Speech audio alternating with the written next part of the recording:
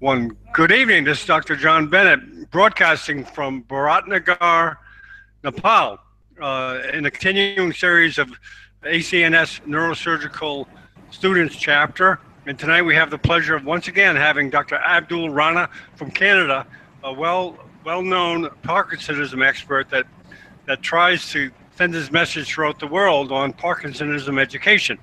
Now, first, let me introduce the panelists before we turn it over to Dr. Rana. Good evening, Diana.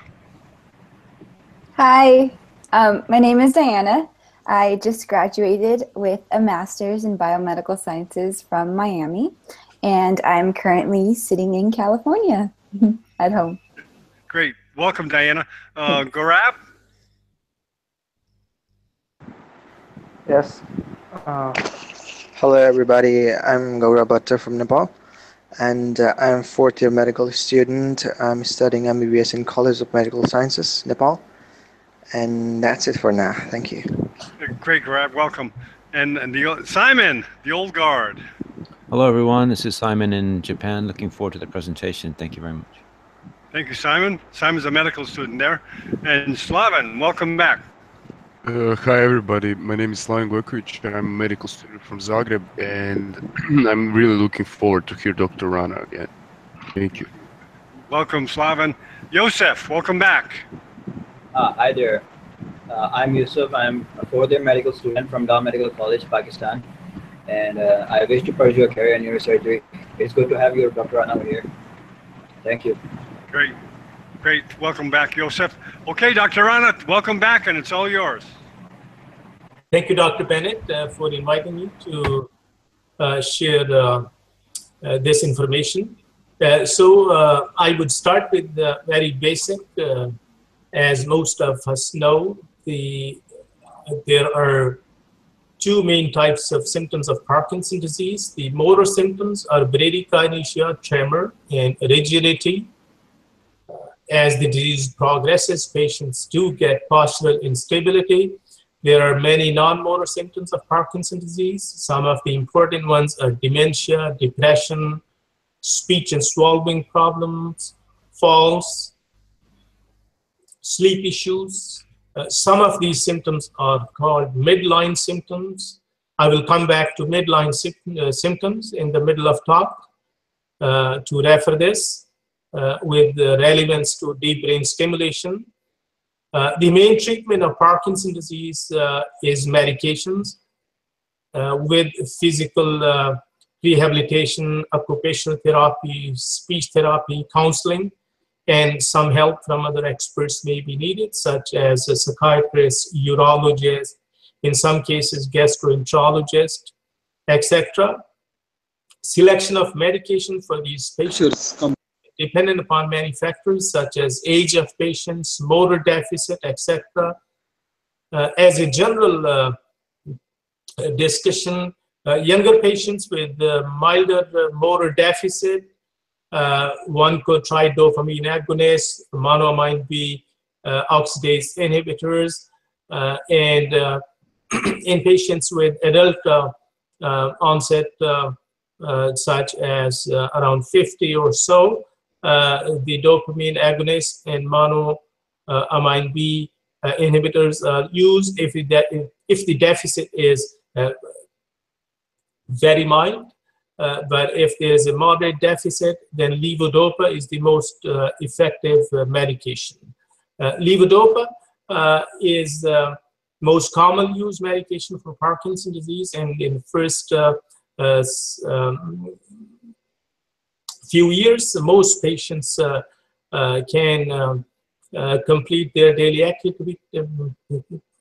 Most patients can complete their daily activities and have a reasonable quality of life with a levodopa of 300 to 800 milligrams per day.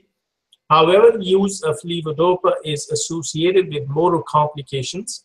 The young patients are very sensitive to levodopa, and motor complications may develop very early on in the course of the disease. However, it takes few years for motor complications to become very obvious. So when the motor complications become obvious or disabling. Then several strategies are used to solve this issue. As the disease progresses, the on periods become shorter and shorter, and the off periods become longer and longer. And this becomes a problem because in off periods, the symptoms of Parkinson's return, and patients may feel slow, they may feel tremulous, they may have drooling, sweating, feel imbalance, dizzy, and so on. In the beginning, we try to solve these problems with help of medications such as addition of COMT inhibitors, monoamine B oxidase inhibitors. If patients have no contraindication to use of dopamine agonists, then in relatively younger patients, dopamine agonists may be added in addition to levodopa. However, as disease progresses, motor fluctuations become more and more of a problem, and they may become refractory. And at this stage, the role of surgery becomes necessary in carefully selected patients. Other indications are refractory tremor, as well as refractory dyskinesias, which are helped with deep brain stimulation, and role of surgical intervention in treatment of Parkinson's disease becomes very valuable in these patients. Most experts perform deep brain stimulation in patients who are 70 or less, and most centers would exclude patients if they are above the age of 70, if they have significant cognitive dysfunction or psychiatric issues, or if patients have terminal illness or a severe systemic disease. However, selection of these patients is individual. A team of movement disorder neurologists and a neurosurgeon who is expert in DBS treatment, psychologist, psychiatrist, etc. will assess the patients together, and they would decide whether a patient is fit for surgery or not. At this point, there are three main targets for deep brain stimulation. STN is a subthalamic nucleus, VIN, which is ventral intermediate nucleus of thalamus, mainly for tremor, and globus pallidus internus, mostly for dyskinesias. Now we will talk about the process of deep brain stimulation. So there are several steps involved in deep brain stimulation. First of all, in the preoperative screening, a movement disorder neurologist first assesses the patient, and family members are preferred to be there because family support is very important for these patients. Then an MRI is performed to rule out any other pathology in brain. Is everyone following me? Yeah, carry on, Dr. Anna. Yes, Hello? we are. Yes. Yes, Okay, I lost the video. Oh, So okay. after MRI, a neuropsych assessment is very important. A neuropsychiatrist would assess patients' memory problems, as well as any understanding issues, concentration, problem-solving capability, language function, etc., to identify any changes after surgery they can compare. And this process may take up to 6 hours a day and may last for 2 days. As I said, this gives a baseline if there are any changes after the surgery. Then a psychiatric assessment is done. The psychiatric assessment is usually a one-day event, and during the psychiatric assessment, it's usually a single appointment for any major mood disorders. A psychiatrist would meet patient and assess.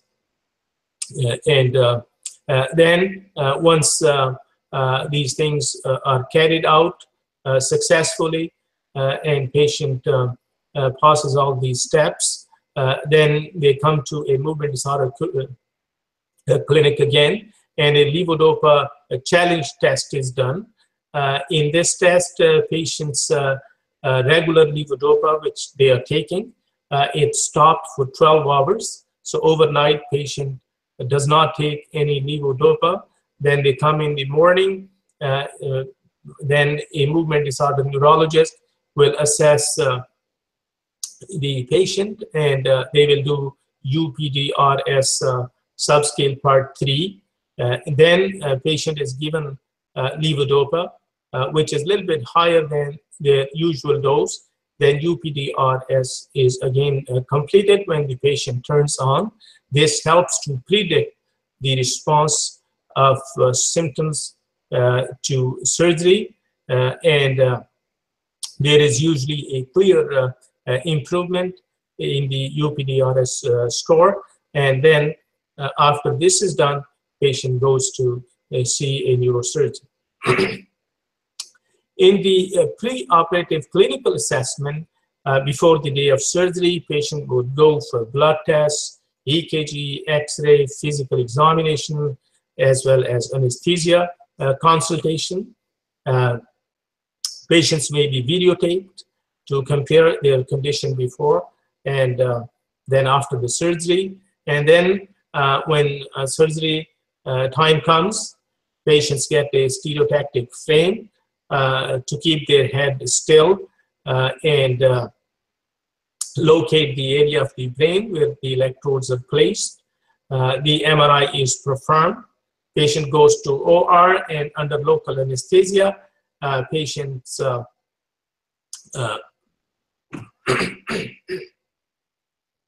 had electrode placement, and the surgeon shaves the front part of the head, makes the butthole, and the testing electrodes, when they are placed, the various levels of stimulation are tested, and patient may be asked to do various tasks, such as moving their foot or leg to see the response. Then, once the surgeon identifies the best target place, then the permanent electrodes are placed in the area where patient had a best response.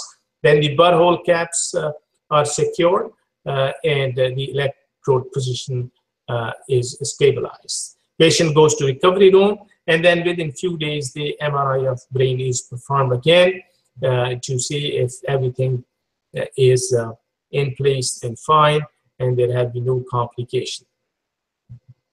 Few days after surgery, the patient comes back for the battery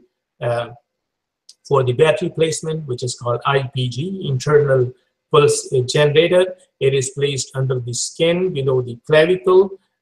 Patients can go home.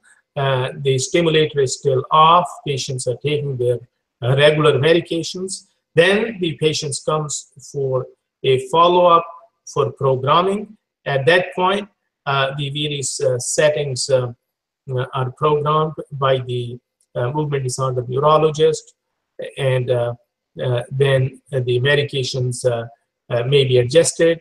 The dose of medications may be lowered. At this point, patients need to be seen multiple times, and it may take a few weeks before the complete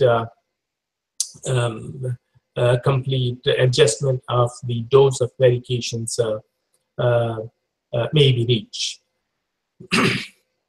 Some of the complications which can occur in deep brain stimulation are cerebral hemorrhage, infection, like any surgery, seizure, headaches, confusion, pain, paralysis, coma, and other side effects might include numbness, tingling, paresthesia, speech problem, dysarthria, dizziness, paresis, dyskinesias, shaking episodes or weight gain, etc.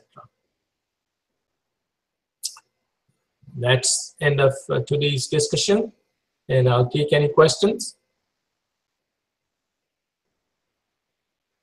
Okay, Dr. Rana, we're a little slow because we're all muted, and it takes a little bit.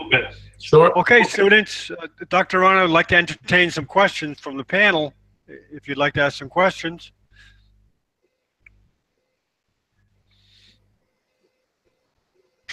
Simon, Diane, Gaurav, do you have any questions of Dr. Rana? Simon has done sessions in our previous sessions as well. Yes, sir. I remember. It's very nice to see you again. Are you still in Japan? I have one question. Yes, I'm still in Japan. Oh, good. Okay, Gaurav, go ahead. Go ahead, Gaurav. Yeah, Dr. Rana, nice to meet you again. Yes, nice to meet you, Gaurav. Yeah, I have one question. You say that patient has to go after some days for battery replacement, right? Yes. But is that battery kept under skin? Yes, it's under skin, usually on left side of chest, below the clavicle. And once the battery is placed, the wires are connected to the electrodes, and the wires also are under the skin. And every time the patient has to get some incision over the clavicle?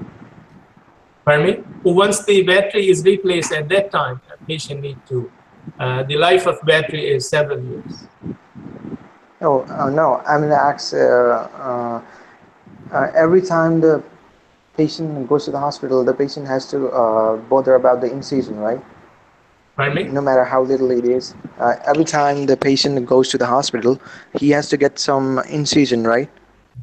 No, not every time. Initially, when the IPG is placed, right, at that time, they have to incise and it goes below the skin. Then the skin stitches are done. And then once the battery life is over, like after 5 or 7 years, and then they have to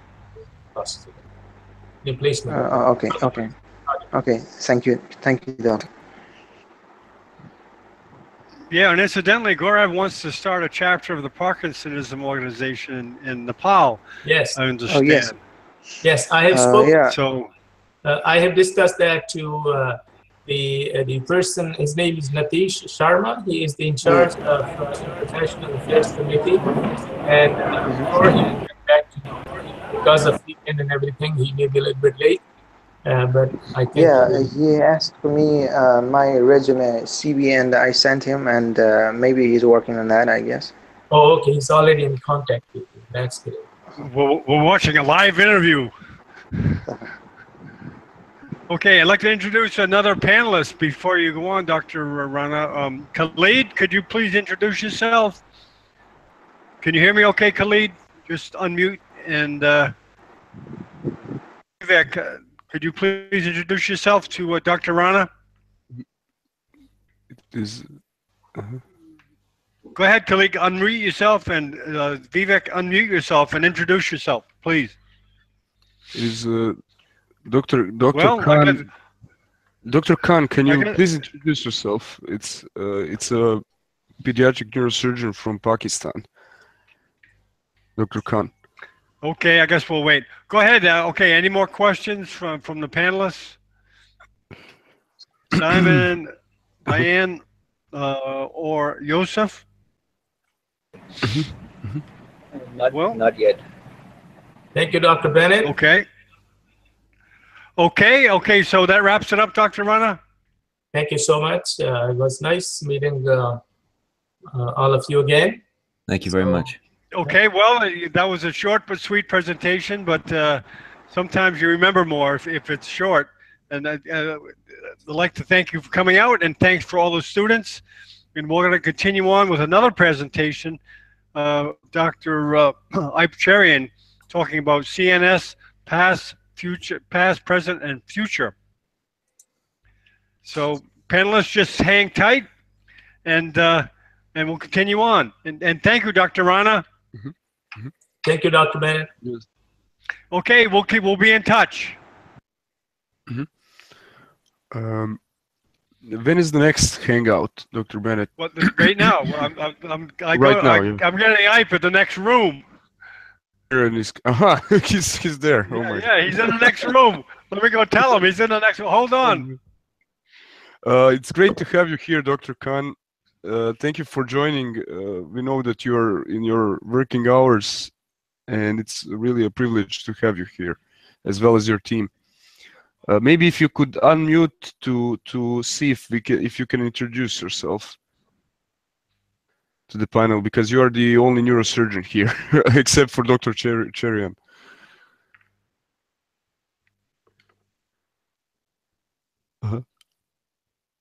Great.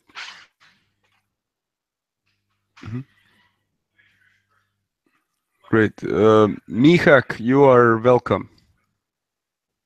It's nice to have you too.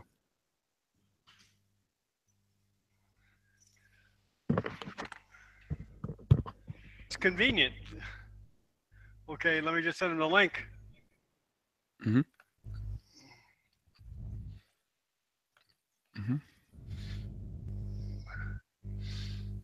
And you can entertain the crowd, Slaven, by Croatian folk songs. Oh, let me get my guitar. Oh, you're doing. That's right. You do play the guitar. Oh yeah. Hey, tell us about your band days. Tell us about your band days. How could you forget that? You have even some things on YouTube, but I don't want to go over those now. Okay. Let's just say that they're all legal. So, those were the days, you know. Sometimes I wake up during the night dreaming that I was on the stage, you know, getting all poured the beer from people who are listening, but those days are gone. And now you went to the state field of medicine. Because, yeah, at least trying, you know. I'm really, you know what is great? We have Dr. Khan here, who is a pediatric neurosurgeon. I mean, a big pediatric neurosurgeon from Pakistan. Oh, I didn't realize that. Dr. Khan, can you hear me? But I think he's, maybe, I hope he can hear us. Yeah, Vivek, you're going to have to mute. There's a lot of noise there. Vivek, yeah, Vivek, could you please mute? Vivek? Here. There you go. Okay. Hey, Hi, John. Hello. Long time no see. Can you hear me, John? Pro. Ready to go? Okay. Yeah. Let me just introduce you, and then we'll go. Okay. Okay. 10, 9, 8, 7, 6, 5, 4, 3, 2. This is Dr. John Bennett, televising from Biratnagar, Nepal. Neurosurgical TV in collaboration with the Nobel Medical Center. Tonight, Dr. Cherian is going to speak about CSF, past, present, and future. And we have a full panel here. Let's introduce the panel before we turn her over to IPE. Good evening, Diana. Hi, everyone. I'm Diana. I recently graduated with a master's in biomedical sciences from Miami, currently living in California and applying to medical school right now. Okay, welcome, Diana. Gaurab? Hello, everyone. Yeah, Dr. Cherian, good evening. The whole CMS family is missing you. By the way, I am Gaurab Bhatta. I'm from Nepal, and I'm studying MBBS 4th year in College of Medical Sciences, Nepal. And yeah, good to see you all. And I'm so glad that I get a chance to meet Dr. IPE Cherian again. Let's see the welcome, Gaurab. And Khalid, can you unmute and introduce yourself, please? I don't know if you can unmute there, Khalid. Well, I guess we'll come back. Okay, Mahak, can you say hi? I know your picture's not working, but say hi to IPE. Unmute there. Mahat, no, I guess another one straight bites the dust. Simon, you know IPE. Hello, Dr. Cherian. It's a pleasure to be here again to see one of your presentations. I'm looking forward to it. Thank you very much. Hey, Simon and Slaven. Hello, Dr. Cherry, and it's really a pleasure to see you again. My name is Stefano Creech. I'm from Zagreb, Croatia, and we also have Hira on the panel. Yeah, Cool. Welcome, Slaven and Yosef. Yeah, hi everyone. I'm Yusuf from Pakistan, and I'm a fourth-year medical student from Law Medical College. It's great to see you, Dr. Ibe, if you remember me. Okay, Yosef, welcome, and Hira, one of the organizers of the Neurosurgical Students Chapter. Good evening, Hira. Hello, good evening. Can you hear me? Yes. Yes, I can hear you. Go ahead, introduce yourself, please. Okay, this is Hira from Pakistan. John Bennett already introduced me. I'm working at the ACNS Pakistan chapter for neurological students. So welcome to the second lecture, and we can start now. We have Dr. Ibe with us. It seems that Dr. Khan is Hira. unmuted. Dr. Khan is unmuted, it seems. Good. Thank you. talk? Dr. Khan, could you please introduce yourself? Well, my name is Dr. Khalid Khan. Yes, sir. My name is Dr. Khalid Khan, and I'm a chief resident neurosurgeon here at Ayub Medical College, Abbottabad, Pakistan. Basically, I'm from Afghanistan, and I'm of the first fellow from the College of Physicians and Surgeons, Pakistan. I'm the first Afghan who is doing this fellowship training here in Pakistan. And it's a great pleasure for me that I'm participating here with you senior doctors. And with the passage of time, we will inshallah take part ourselves too. Welcome, Dr. Khan. We hope to see you a lot more. And thank Dr. Cherian, welcome. Thank you, sir. Thank you, sir. Okay, Ibe, it's all yours. Yes, sir. The problem is that I'm the only Afghan who is doing fellowship training in neurosurgery out of the 3 and 5 million people, refugees who are residing here in Pakistan. I'm the only person who is registered with College of Physicians and Surgeons, Pakistan. And I have completed my training. Soon I will appear in my Part 2 examination of FCPS2. Now, inshallah, it's a great honor for me that I'm participating here in front of you all seniors and my colleague doctors from Pakistan too. And I'm thankful to you all. It's wonderful to have you here. Okay, nice to have you. Okay, I cut you off a little quick. Okay, Ibe, it's all yours. Right. So shall we start?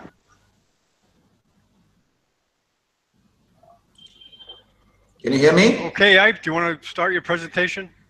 Yes, we can hear you. I'm going to screen share now.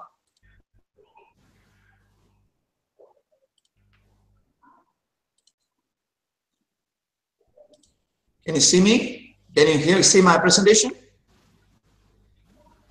Yes, we can see. No, you're sharing the wrong screen, I think. You're sharing, Yes, sir, you're we're showing. There you go. Oh, okay, you're going with this presentation first? Okay. Right. So I am putting both my lectures together. So I hope to finish in 1 hour, and I'm sure I would. So see. We were talking about CSF, when I started off in 2007, the understanding of CSF was that CSF was meant to be a carrier for the brain. The brain is something which gets deformed if you take it out of the water, much like a whale or a jelly. So CSF was supposedly keeping the shape of the brain. But in 2007, when we started cystonostomy, very accidentally, I started thinking, if that's the case, why does CSF change 4 to 5 times every day? CSF is secreted at a rate of 0.3 ml per second, and this makes it almost 500 ml per day, which means it's changed almost 4 to 5 times a day. What is that? Why does that happen? So other than cystonostomy, we started thinking at what does the CSF do? Again, I always based my assumptions on the fact that we are designed in an intelligent fashion. Whatever be the religion that we believe in, or if we don't believe in any religion at all, it's a fact that we are designed in a very, very intelligent way. And I believe man is probably the zenith of evolution and creation. So if CSF was changing 3 times or 4 times a day, there was something more to CSF than just be a carrier for the brain. Well, we also know that the brain is a supercomputer, and the energy for the brain is not electrical, it's metabolism. So when we have a brain which is working at such a high rate, it needs cleaning and cooling. So I put everything together and I thought the brain is a water-cooled system, and the cleaning is also done by CSF. And then that started our cleaning and cooling paper. And we again put forward a very weird hypothesis that cooling is done by the sinuses. For example, the sphenoid, the ethmoid, all those sinuses are very close to the largest collection of CSF we have.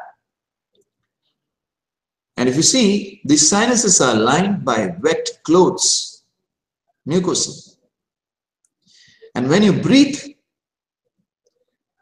these wet clothes, they evaporate water, give up the latent heat of evaporation, become cooler, and therefore cools the CSF which is adjacent to it. That CSF goes into the brain, cools the brain. A lot of implications. We found that in Alzheimer's, this cleaning and cooling doesn't take place. Degenerative diseases, this doesn't take place. These channels through which the CSF goes in, they call the Virchow-Robin spaces. They are the paravascular spaces. They surround the vessels, and the CSF is pumped into every millimeter of the brain by the vascular pulsation. So much so that the brain looks pulsatile. It's because the CSF and the vessels pulsate. Well, this is our work on the CSF, and I would rather stop. John, can you hear me? Everything all right? Yeah, excuse me. I think I'm still on the first slide. I know. I don't know if you want to stay there. I know that. I'm very well aware of that, John. So, well, so I would rather stop our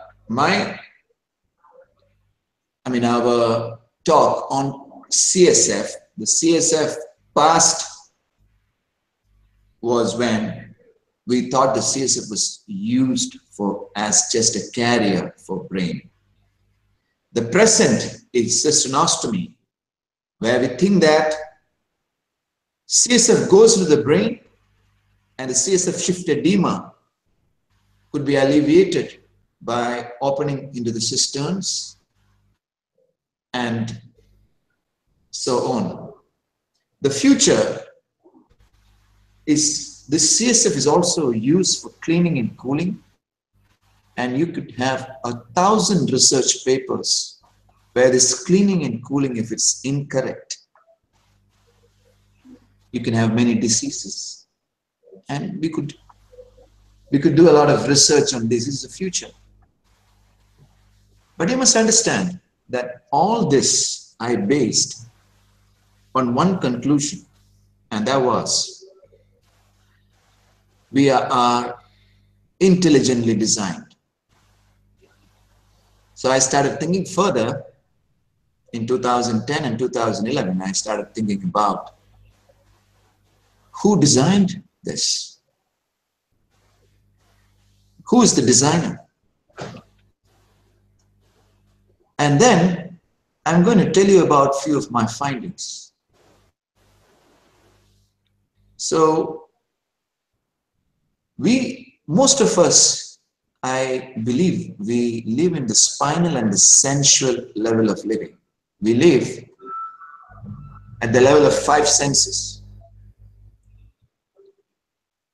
All the cultures always felt a presence.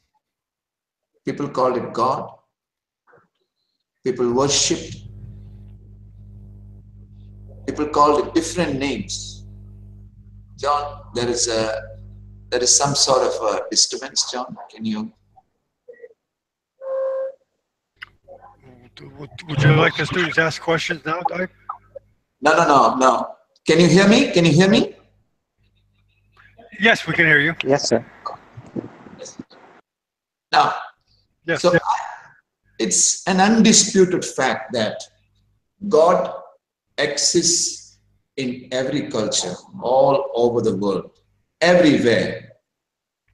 From the beginning till now. It's called in different names. Religions are made, vested interests, and our egos cause us to fight. We name people across religions, across the social fabric, but nonetheless, we all feel the presence of this designer. And we know this intelligent design is by one supreme being, maybe beings, or as this part of the world believes, we ourselves did this.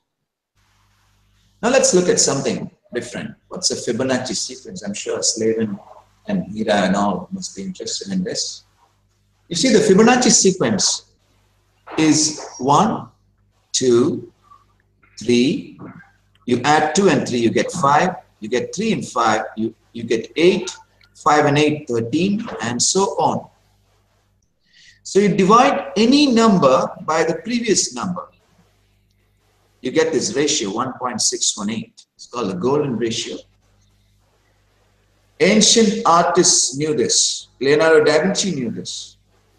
When they drew faces, they used this ratio. When they built buildings, they used this ratio. Ancient Vastu people in India, who were the greatest architects, they used this ratio. The Egyptian pyramids used this ratio. But you must be amazed if we know that the nature used this ratio. An egg, the sunflower, holes, a nautilus, a snail, the branching of trees, the branching of blood vessels, a solar system, mantras, yantras, mandalas, pyramids, everything. You see this golden ratio. So I'm going to show you this video. Mandelbrot's fascination with the visual side of math began when he was a student. His oldest gyre. I'm going to talk to you about something called Mandelbrot set. Mandelbrot found out that an equation which defines infinity. And this part of the world, there was a relation. I'm going to show you the shape of infinity that Mandelbrot made out with computers.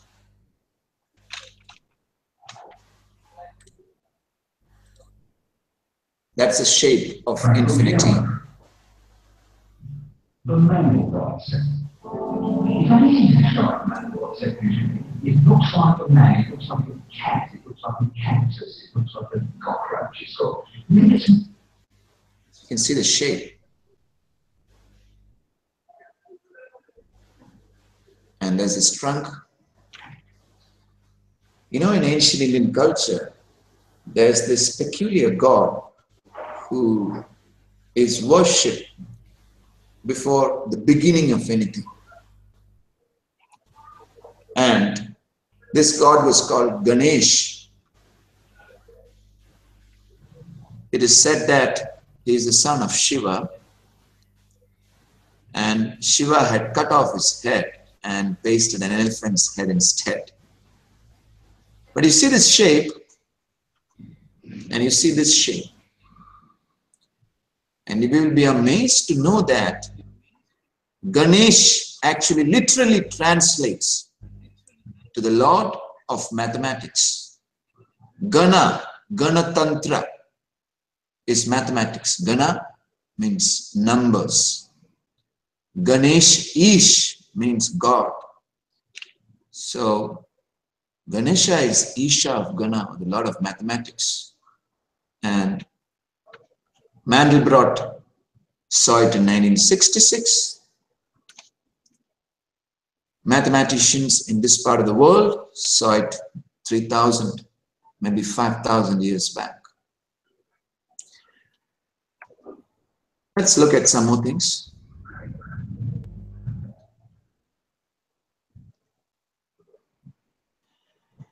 Again, we talk about 5 senses. Is there any other sense which we forget because as a part of our education, do we forget it? We always feel we feel good with somebody, we feel bad with somebody. They're called good vibes, bad vibes. You go to some place, you feel good. You go to some other place, you don't feel very good. You must also understand that the frontal lobe is the largest part of the human brain, and yet we still do not know what exactly the frontal lobe does. The shark, which is one of the most ancient of animals, so much so that it doesn't have gills, it doesn't have even gills to direct the water for its breathing, so it has to keep moving. But it has lines going around its body, longitudinal to its body, converging into something called an ampullae of Lorenzini. And it helps it in electrolocation, so much so that it can hunt, it can pursue, and it can run away from threats. It has an electrolocation signature for each of its prey, and even for dolphins. If it sees the electrolocation signature for dolphins, the sharks will scoot. So are we able to electrolocate in spatial location? Yes, perhaps. We may be able to see things or feel things which are beyond our 5 senses. People call it ESP, but ESP is probably our normal 6th sense. It's not actually abnormal at all, or it's not a gift. It's just that we never looked at it. The system of education that we follow probably made us into an idiot who who is just on, depends on these 5 senses, forgets about these other senses which we have. Now, one of my good friend, Dr. Garnet Sutherland, you know, he found out that the brain has a sound. It's not in the hearable range, but it has a sound. So what he did is, he transposed this sound into the hearable range. And you know, it was so similar to the sea. To the sea. And that's why probably sitting on the beach would get people to be calm. And he also found that when you have a tumor, the sound is different. So you could actually listen to a glioblastoma or a meningioma. Each one of these tumors have an acoustic signature. The same way, there is sound of trees. And there is sound of universe. The universe has a sound. You Google it, you will understand the sound. The ancient Indians, they used to think that the sound Om represents the sound of universe. Now, there's a way you can visualize sounds. How do you visualize sounds? You just put some speaker on a, you just put some sand on a speaker. And then you make a note. And I'm going to show you this now. If you make a note, the sand aligns itself in one particular way. And this is the easiest way of seeing sound. But maybe without all the speaker, we could see sound. And I'm going to prove it to you that we can actually see sound. So I'm going to show you this experiment.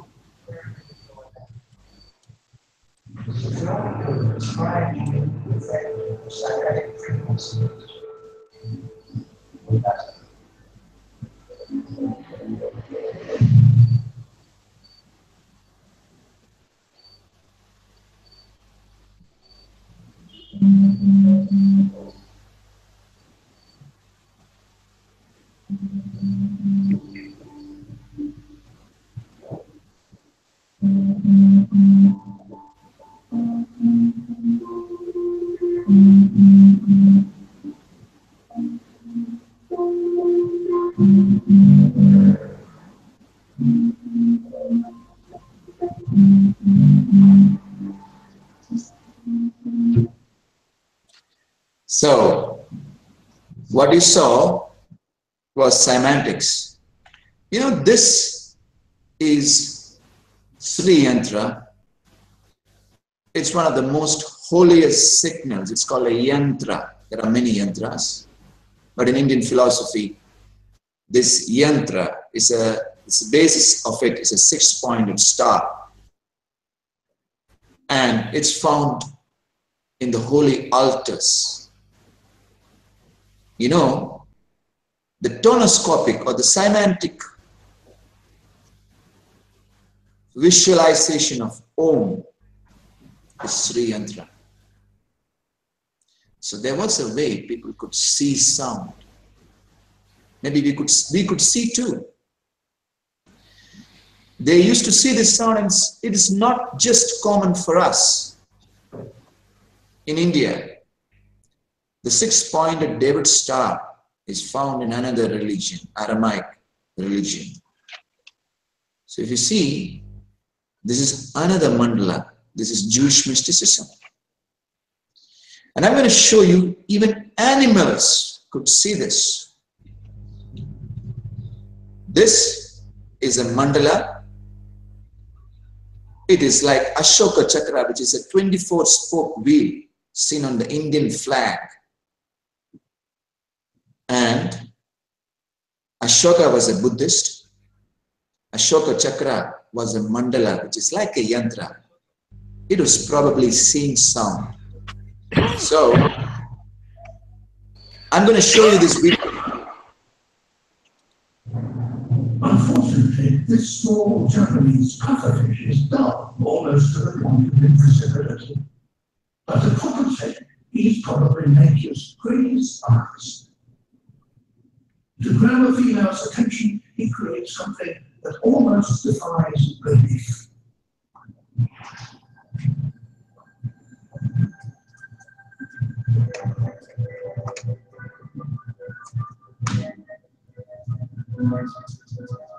His only tools are his fins.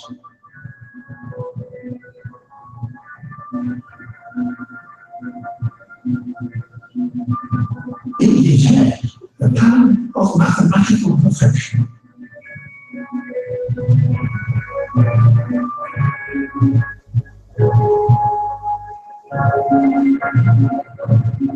He clouds the sound, breaking it up into the finest departments.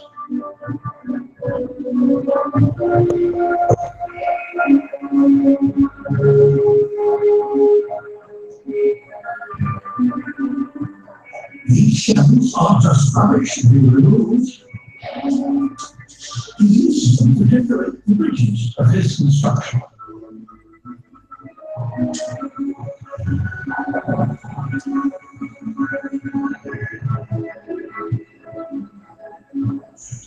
He can't rest for more than a moment. He must work 24 hours a day for a week, or the current will destroy his creation.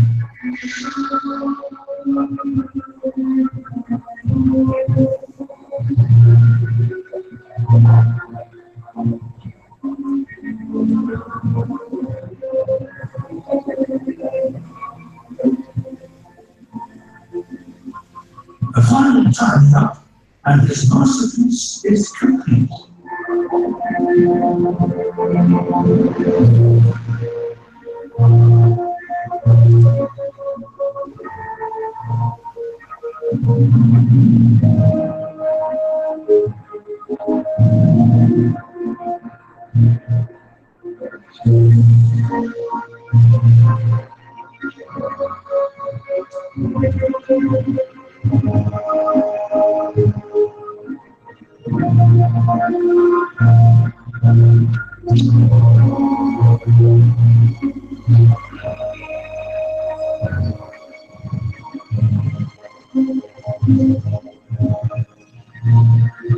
Neuropsych does an animal construct something as complex and perfect as this. You ask any Indian what that design is, and they would tell you it's the Ashoka Chakra. 24-spoked, and the Ashoka Chakra is a mandala, the Buddhist mandala, or a Hindu yantra. It is semantics. It's just saying sound. So Japanese pufferfish probably could see sound and could replicate it. We're probably missing some tricks here. Probably these mandalas are some maps.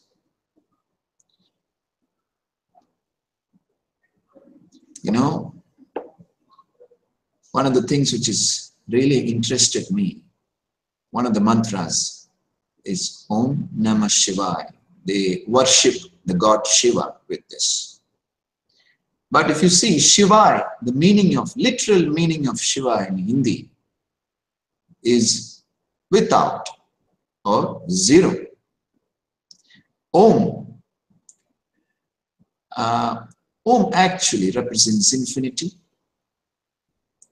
You know, the space-time fabric exists between 0 and infinity. We are all stuck between 0 and infinity. We are neither 0 nor infinity. When we say we are 0, we are not never 0. We have a mass, we have some money, we have something, we're attached to something. So we never zero. So Om Namah Shivaya actually means infinity greets or infinity worships zero. And it also says Shivaya Namah Om, which means zero worships infinity. You see how poignant this is. This mantra is so poignant that in a second it tells you where you are stuck. You are stuck in a room with two doors. One is infinity and one is zero. You think it's easy to get back to zero. It's not. Buddhism says you give away everything, all your attachments. Well, you could also work and have knowledge, and that knowledge could lead you to another door, which is infinity. But zero is enough. You must also probably know about the Higgs boson, or the God's particle. Some people call it the goddamn particle. Higgs boson is one of those three which gave us mass. It gave mass to the particles after the Big Bang. Mass, if you have mass, you can never get out of space-time. Because according to Einstein's theory, anything which has a mass, if you approach the speed of light, the mass increases to infinity. So you cannot go across. Probably Higgs boson is what keeps us trapped in this room. And there are ways probably which people knew before. People call it samadhi, but people knew it before. Anyways, we have gone a long way from Systanostomy, CSF, to finally to the meeting point of religions. Well, that's my farm. This is where I get to think. It's in Nepal. Stopping my screen sharing.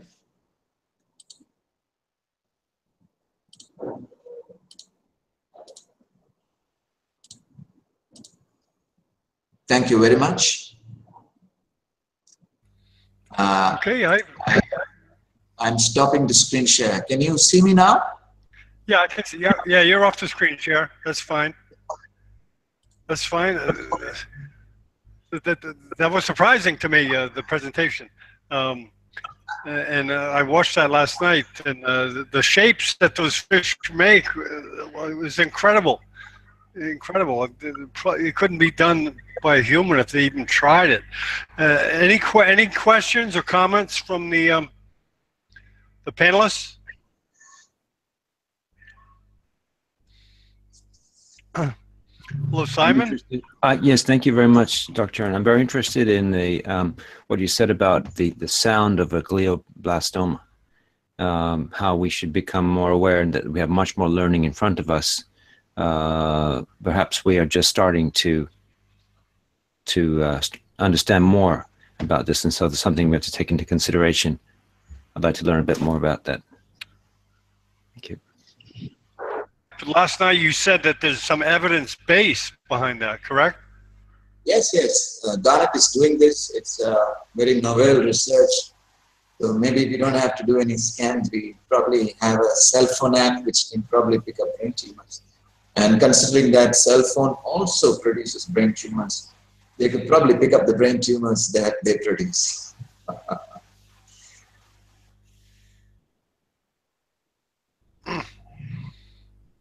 Slaven, Joseph?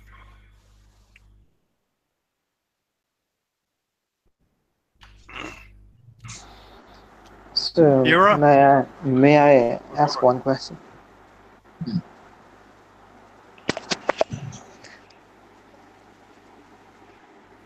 Sir, are you hearing me? Yes.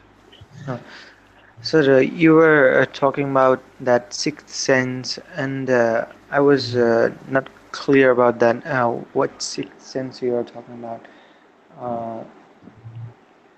Yeah, see, we, other than the 5 senses that we have, we probably have another sense where we can spatially electrolocate, which means we could probably understand the electrical field of somebody else.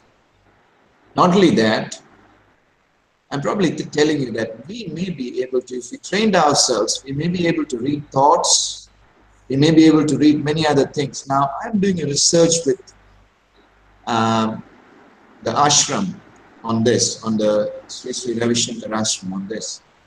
And Art of Living. we're going to demonstrate this during the opening ceremony of our conference. So there are going to be some kids from Bangalore who are going to come and read blindfolded and do some other fascinating tasks with, not with their senses, but probably by electrolocation. We're going to figure out an fMRI as to how they do it. And it's going to be the science of magic. But what I'm telling you right now is the 5 senses that we think is everything is probably not everything. We probably got some more senses. Okay, I have a question. Yes, please. Okay, when you talk about this whole thing of perfection and this whole a place where we are between space and infinity, and then you relate this to the brain talking to us, the cancer is talking to us, the kind of visualizing things which we cannot once according to this theory. So does this come on a common ground when we can just combine the sciences and this theory to go about with some treatments maybe? Can this come in a common ground? No, that's what my question is. Ahila, you must understand that there are 100 billion neurons in quantum computing state. So these neurons are not in binary computing state. These neurons can have 8 to 20 axons. So the power that we are talking about is something unimaginable. It's like the whole stars of this universe communicate to each other on a quantum computing state. Can you imagine this? This is as close to infinity as you can get. So these powers, what we're talking about, with the present education system and the present thinking and the present way the world is going about, we're not going to be able to find out. To combine science and find out, to combine science to religion, to music, to art, to dance, all this is science precise. I mean, music is science. I mean, it's a language. It's resonance. How does it excite the neurons? Some people have vague powers. What is all this? We don't know, but probably we know. So I'm just at the threshold. I'm at the door. I'm trying to find out what it actually means. Whether this frontal lobe, this 40% of our brain, which a neurosurgeon can actually excise and not have any real deficits. Probably we never use that frontal lobe at all, except when we need to take a decision. They say we trust our instincts. Instincts usually prove us right. And in a world which is being more and more dominated by violence, hate, fear, these kind of senses, this thinking is dying. But maybe as everything lives, ages and dies, there is a cycle, probably. And after this, when this finishes, maybe something else takes birth, and probably this something else is much more powerful than what we have right now. I cannot answer your question in as many, in as many points, but the only thing I wanted to tell you is that the brain is not what we think it is. Even its cooling and its cleaning system is so complicated. So the brain itself, you can imagine, what is it about? So after doing neurosurgery for a long time, this is something which I realized that I know less and less and less about the brain each day. It's amazing.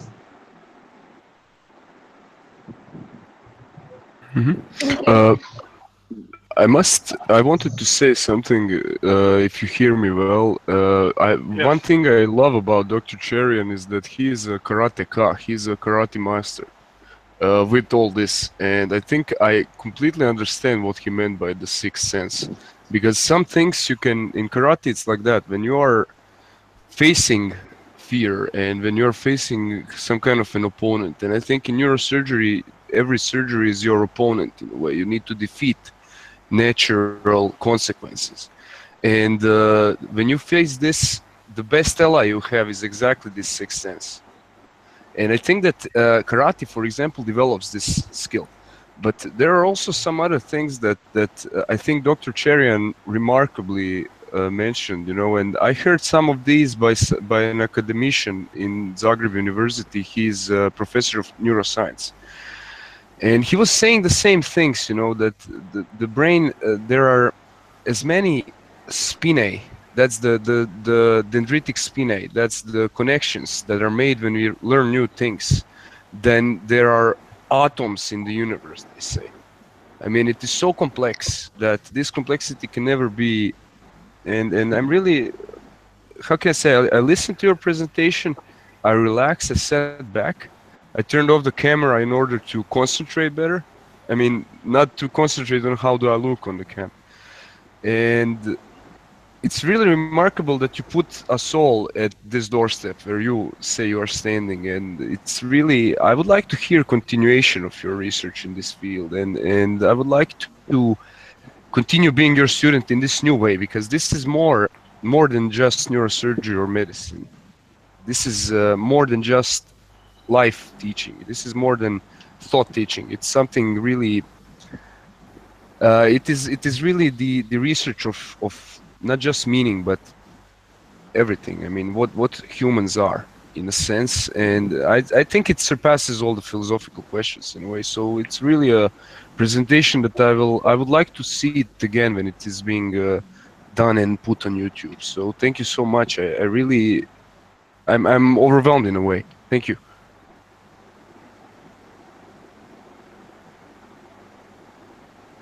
Okay, John, I guess if there are any more questions, I'd be willing to answer. Otherwise, I'd be on my way. Okay.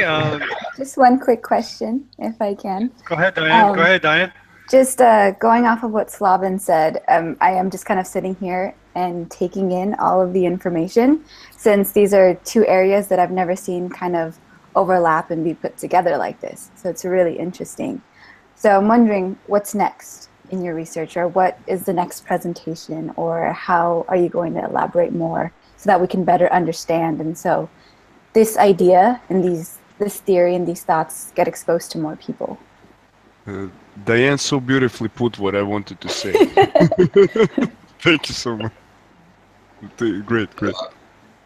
Well, Dan, we are trying to analyze these children who's got this, we call it intuitive process. So there are these children in the Bangalore ashram who can read blindfold, who can read feels. So for example, you touch something and you come back and touch them, they'll tell you what it is.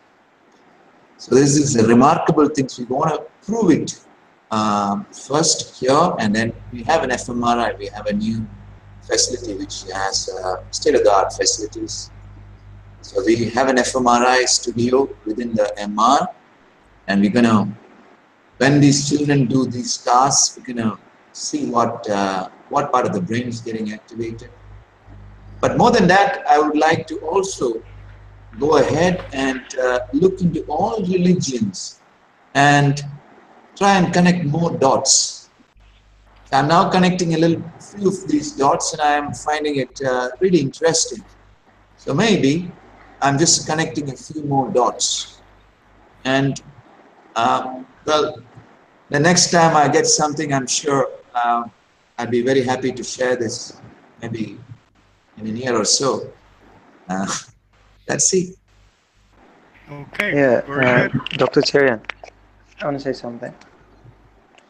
Yeah, from the first time I met you, I've been so much impressed by you, and the way you connect, that spirituality with this neurosurgery thing. I'm really interested, and I once saw your poster with Sri Sri Ravi Shankar, and I was amazed, and I felt like two stars meeting together, and one from spiritual background and one from really technical background, and that was really a great combination. Yeah, I've always followed your works, and even when I was in second year MBBS, I didn't know anything about neurosurgery and even brain. I still don't know many things, but I was so much interested, and I followed your work, and even in some programs I talked something about cysterostomy. I didn't know anything about that, but now I know things that you have written in many papers. So I'm really interested, and I hope to see you in that ACNS conference, October, and in Noble Medical Cause.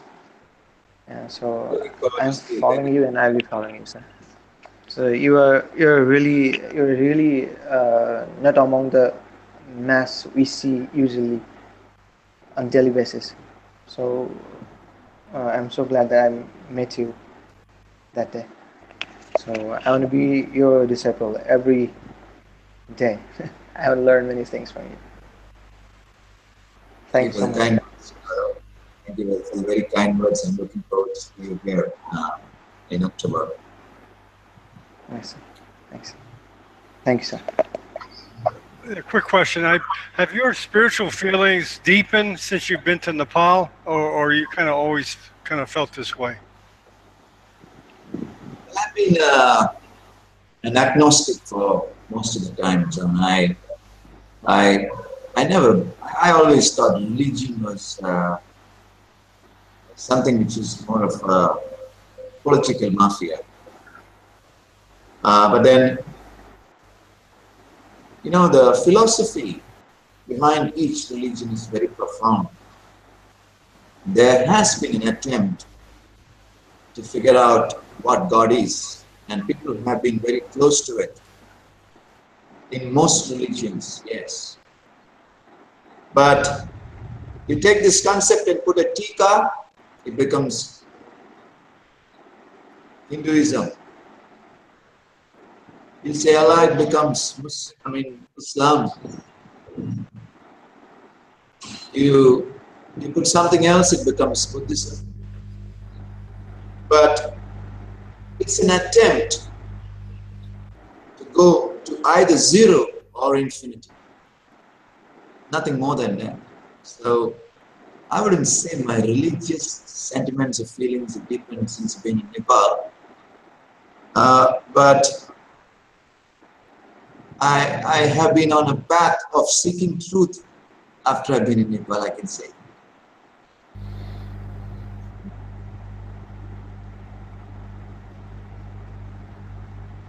Okay. Okay, very good.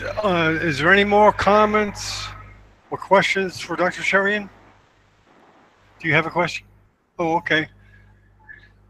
Do you want to ask a question? We have a co-producer here. He wants to ask a question. Hold on.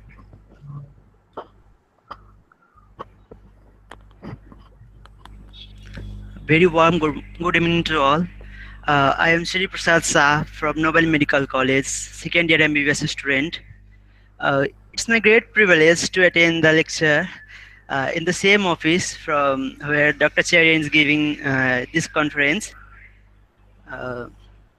Actually, sir, I want to see your conference or conversation with Sri Sri Ravi Shankar, which was held some days ago.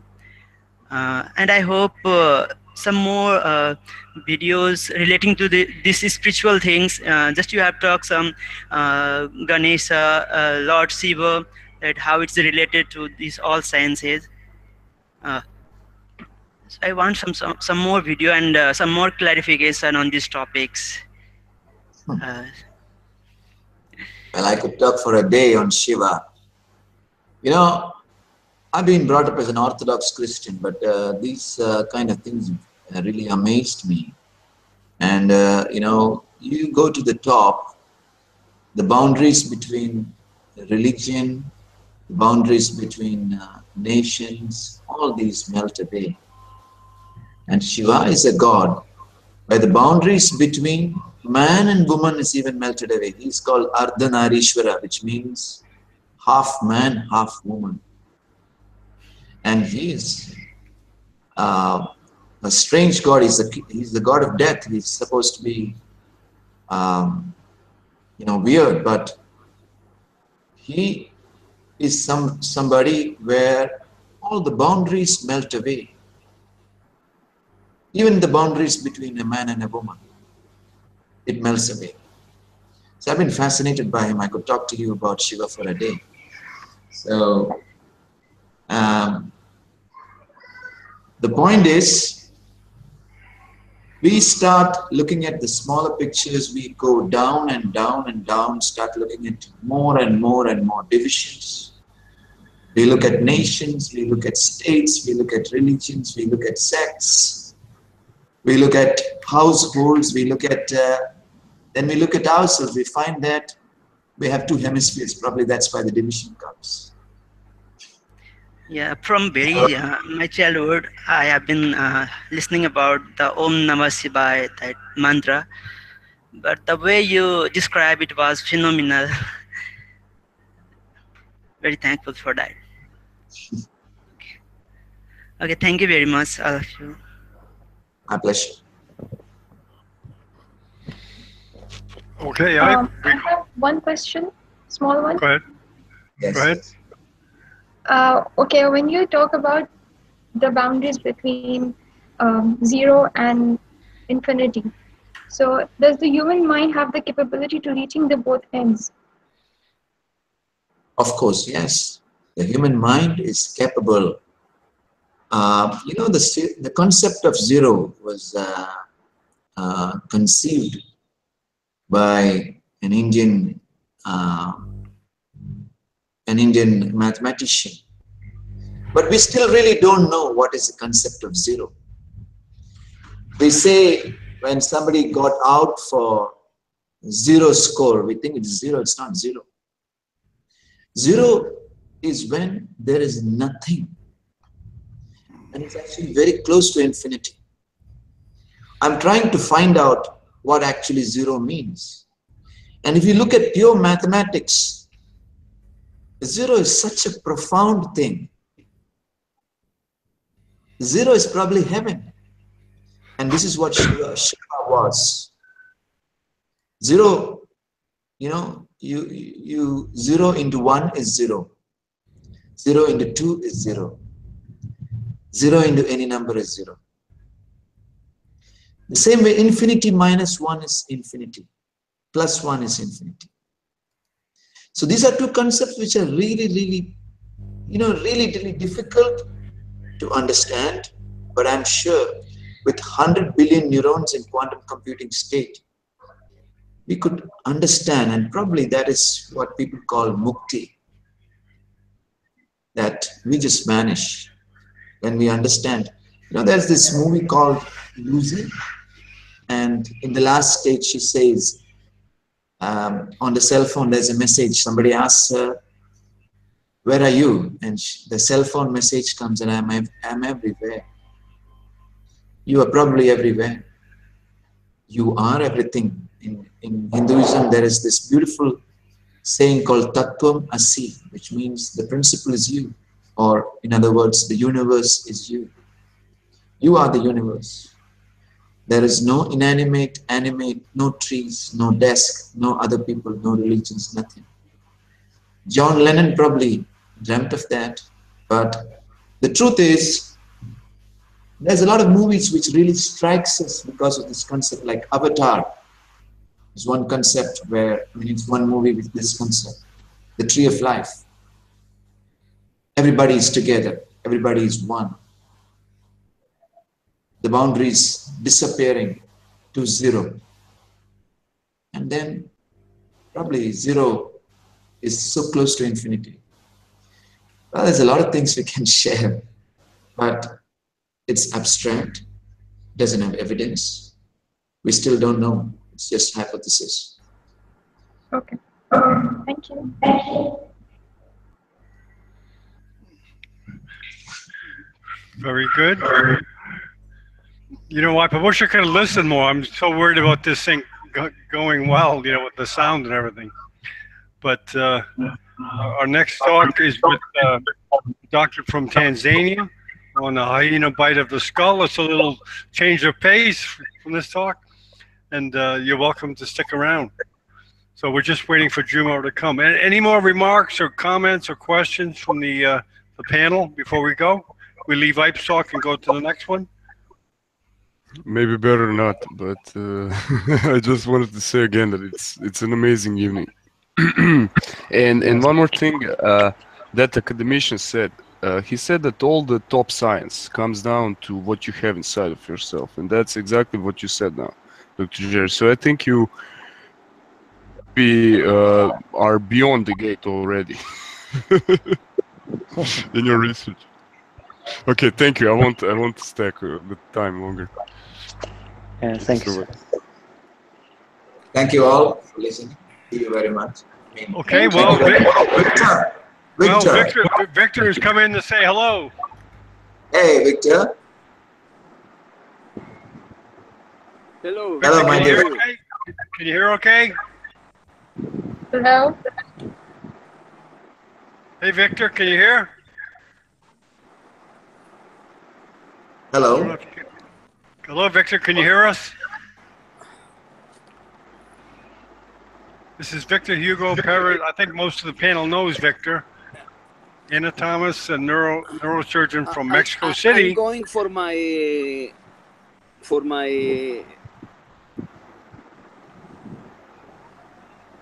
your earpiece.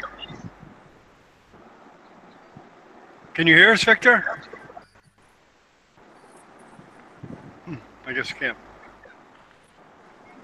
You know, Victor was involved with the earthquake in Mexico City. He was in a building.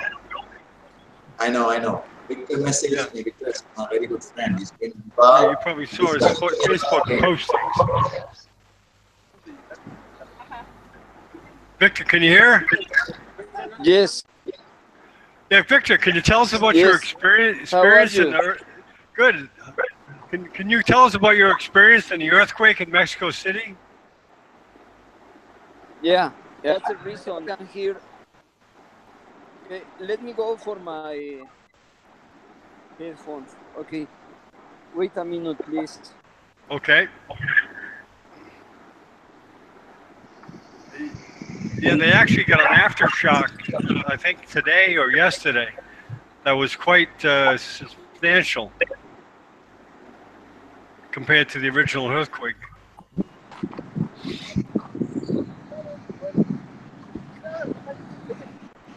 Thank you, Dan. Okay, let me check on. Thank all the panel for coming. And Dr. Mungo should be coming in shortly.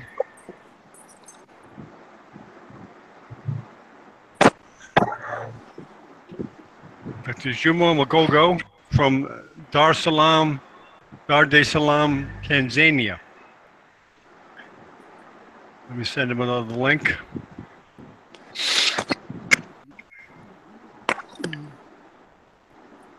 Can you hear yet, Victor? Yes, wait a minute, please. Okay.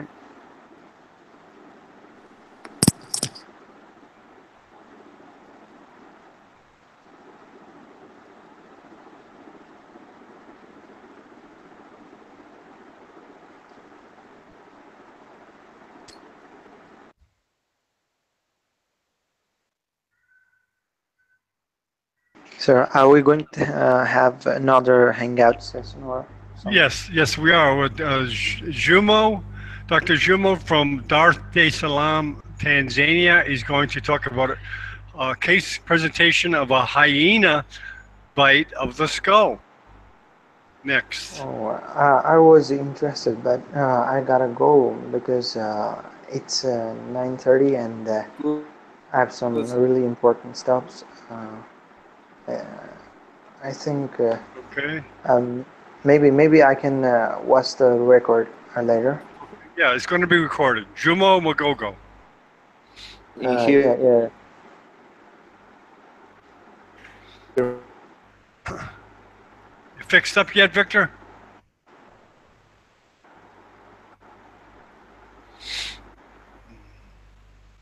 We'll still wait for Jumo to come in too. Are you live right now? Excuse me? Dr. Bennett, are we going live right now? Because that would increase the length of the video. This is still live, yeah. This is still live. Yeah, we're still live, but it can be edited. Mm-hmm. All right. So. Okay.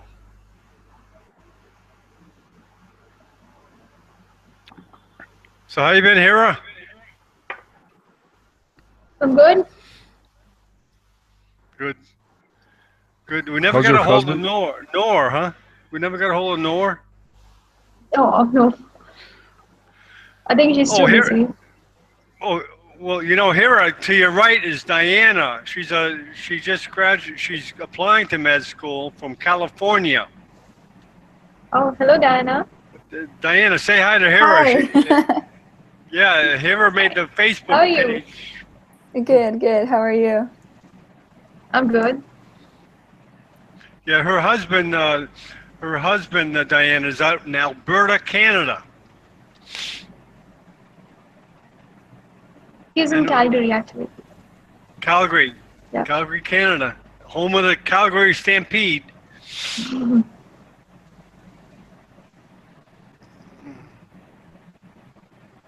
So, Diana, are you interested in neurosurgery?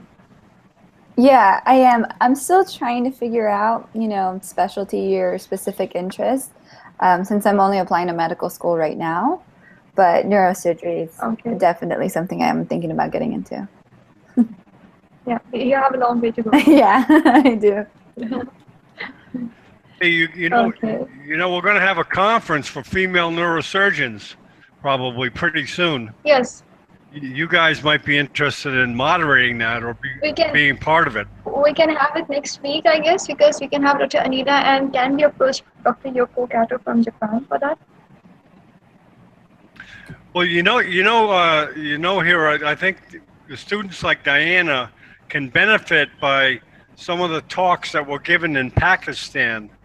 Getting prepared for neurosurgery. Do you want to be a neurosurgeon and things like that. I got to send those to you, Diana. They were really good talks that were aimed at the students and the residents that's just starting in neurosurgery and answering other questions, real basic stuff. That's awesome. Yeah, it'd be really interesting. There was actually a session. There was actually a session on women pursuing neurosurgery, and it was conducted by a neurosurgeon herself, the first of her first American board-certified neurosurgeon in Pakistan, Dr. Nibar. She is a practicing neurosurgeon here in Aga Khan Hospital, and she gave that session, and it was it was meant to be attended by all the females pursuing neurosurgery. I think we do have a talk recorded on Neurosurgical TV, so we can forward that to you. Thanks, I'd really appreciate it. Yeah, it's on the conference page of the Neurosurgical TV, Diana. The Karachi conference. And check it out. You can see all the talks that were given.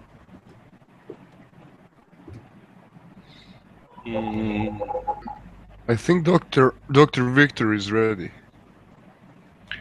Yeah, Because Victor is not scheduled. We have another talk now. I know, but I want to hear how the earthquake went. Oh, Victor, can you hear us now, Victor?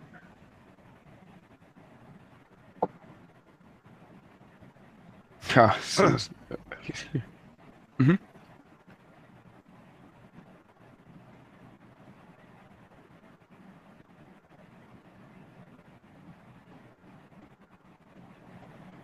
We cannot hear the sound. I'm not sure. There you go. Victor, you're all okay. Victor, can you hear us? No, he's still on mute. Well, trying to get Tanzania in. He'll come. We had a hangout. Uh-huh. Yeah, that's a good cup you have there, Dr. Bennett. It looks like some kind of a bug. I like it.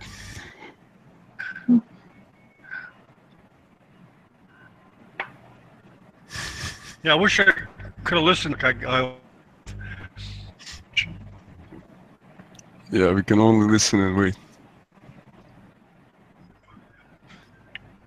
I don't know, people like Dr. Perez brighten up my day. When he was driving once when we had a hangout, he was on a hangout driving and asking questions. So, it's so cool. I made a poster. I made a poster and I sent it on Neurosurgical TV Facebook page. Still waiting for Tanzania. It's like the epic moment. Yeah. Hope he can come.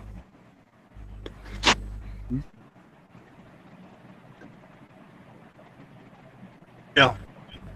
Okay, well, we'll talk about it tomorrow. I'll see what parts to edit out. Simon can do it. All right, thanks.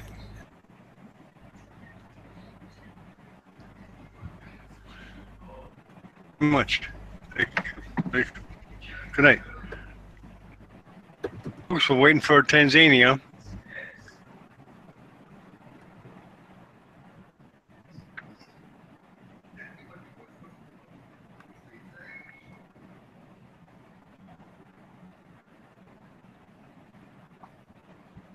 Tremor out in California recently. Tremor? Like earthquake? Mm-hmm. Wasn't there some kind of activity in the San Diego area or something lately? Yeah, there was actually 2 in Southern California and 2 in Northern California. Are you kidding? Could you feel it?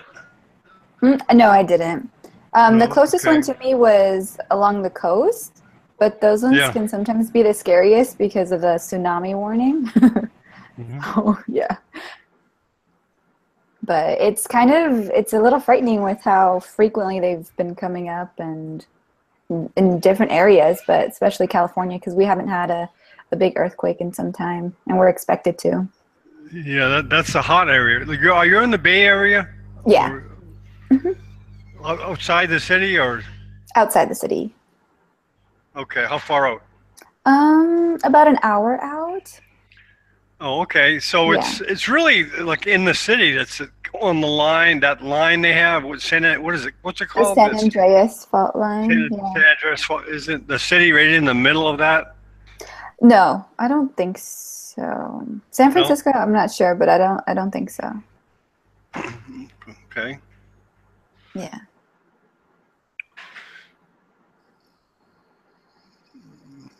Come on, Tanzania.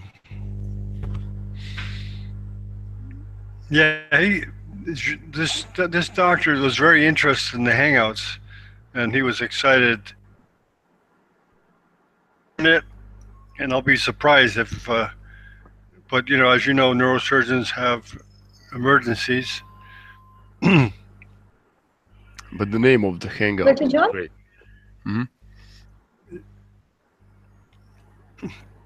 Hmm? Okay, I spoke to Tariq Imtiaz as well yesterday, and he's agreed to give a talk on neurophysiology, the cranial nerve mapping, cortical mapping. So that will be on the 15th of October.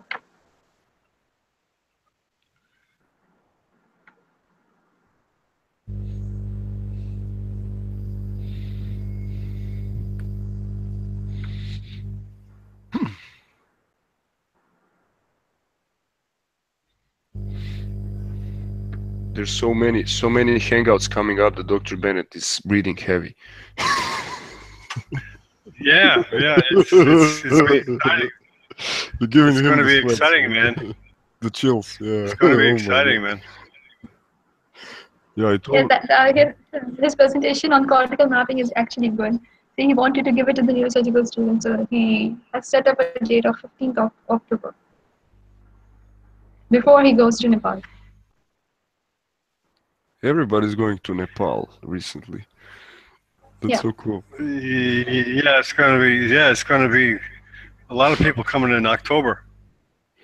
Yeah, You're coming here, right? Who, Most me? probably. Me? I hope so. Yeah, after tonight we are all going, yeah. I would like to come, but I don't know yet about my rotations, clinical rotations. They have been particularly nasty in the recent times, so I don't know if I can really bail out for a longer time. And it's no use coming to Nepal for 2 days, That's my trouble. Which department are you rotating these days, Pavan? Nephrology. It was nephrology, and it's kind of, yeah. I mean, it's I don't know but I have also been in general surgery. I have done some night shifts and so on. It's very good because sometimes you have a glass of wine, not too much, just enough. When you do all that stuff with clinical research, as I'm doing, oh my God, I haven't been sleeping in my apartment for a long time, I sleep at hospitals and stuff, and it's kind of, so it's a lifestyle, and if you combine this with karate trainings and stuff, yeah, so it's kind of, I'm happy that I can divide my Sunday to be here, but that's all the time I have, It's good that these hangouts are on Sunday. That's right. Sunday is kind of a cool off day, It's a day off, right? For you? Day off, yeah, the only day off. I have been. Oh, okay. Yeah, yesterday I was slaying rats up until midnight almost. It's. Oh my God. We have a professor from California here now, and he's a nice guy. Okay, Juma just said he's coming. I believe he's coming in. I believe so. So hang in there. I want to hear about the hyena bite to the skull. It's like I've talked to a hyena bite. Hyena, yeah, it's so cool, I mean, the name of the presentation itself is enough to to make me come to this presentation. Well, it's a change of pace from spirituality to hyenas. Yeah, that's the real talk there. That's the real talk. Who knows how they do it, in Africa, Tanzania, hyenas and everything. There was one physician recently in Africa, and he said, you won't believe the kind of world we are living in. He says in Africa you have one street which has concrete on it. Others are only some kind of tents and so on, and he says it's, I mean, really harsh conditions there.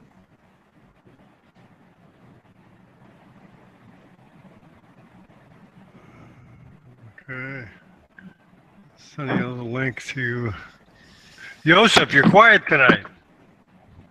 I'm listening, yes. Yeah, he's just looking, watching us. Watching. He's keeping an eye for. Yeah, I'm waiting for the next presentation. I think I'm actually gonna have to go, guys. Oh, too bad. Well, Yeah. thank you for coming. Thank you for getting up early, Diane, and coming. Yeah, no problem. We're all at different times. It's kind of Okay, we'll send you those links. Yeah, this one sounds actually really interesting, so I want to check this out later. Bye, Dan. Yeah, you please got join you us got a again. solid. Bye, guys. Diane. Bye. Have a good night. Good night. Too bad, Hira, you're the only girl left here. We're happy to have you. Now it's a dedicated crew here now. Yeah, Simon is still hanging in there, man. Yeah, you're amazing. Yeah, We did have participants for the next talk as well. I did share the link with other people. No, you know, he's. I just saw right. He's not giving that. He kind of integrated that talk into the talk about No, the CSF. I'm talking It kind about of the hyena surprised talk. me. Yeah, but the hyena talk, we had 3 more participants who had to join this talk, but I can't find them here and they're not able to open the link as well. They just texted me that they're not able to. The girl, Batul, did you?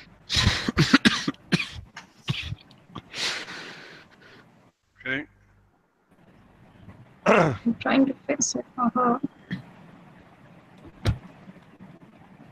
So even tell us about your karate training or something like. Oh man, Like you know, like where did you train?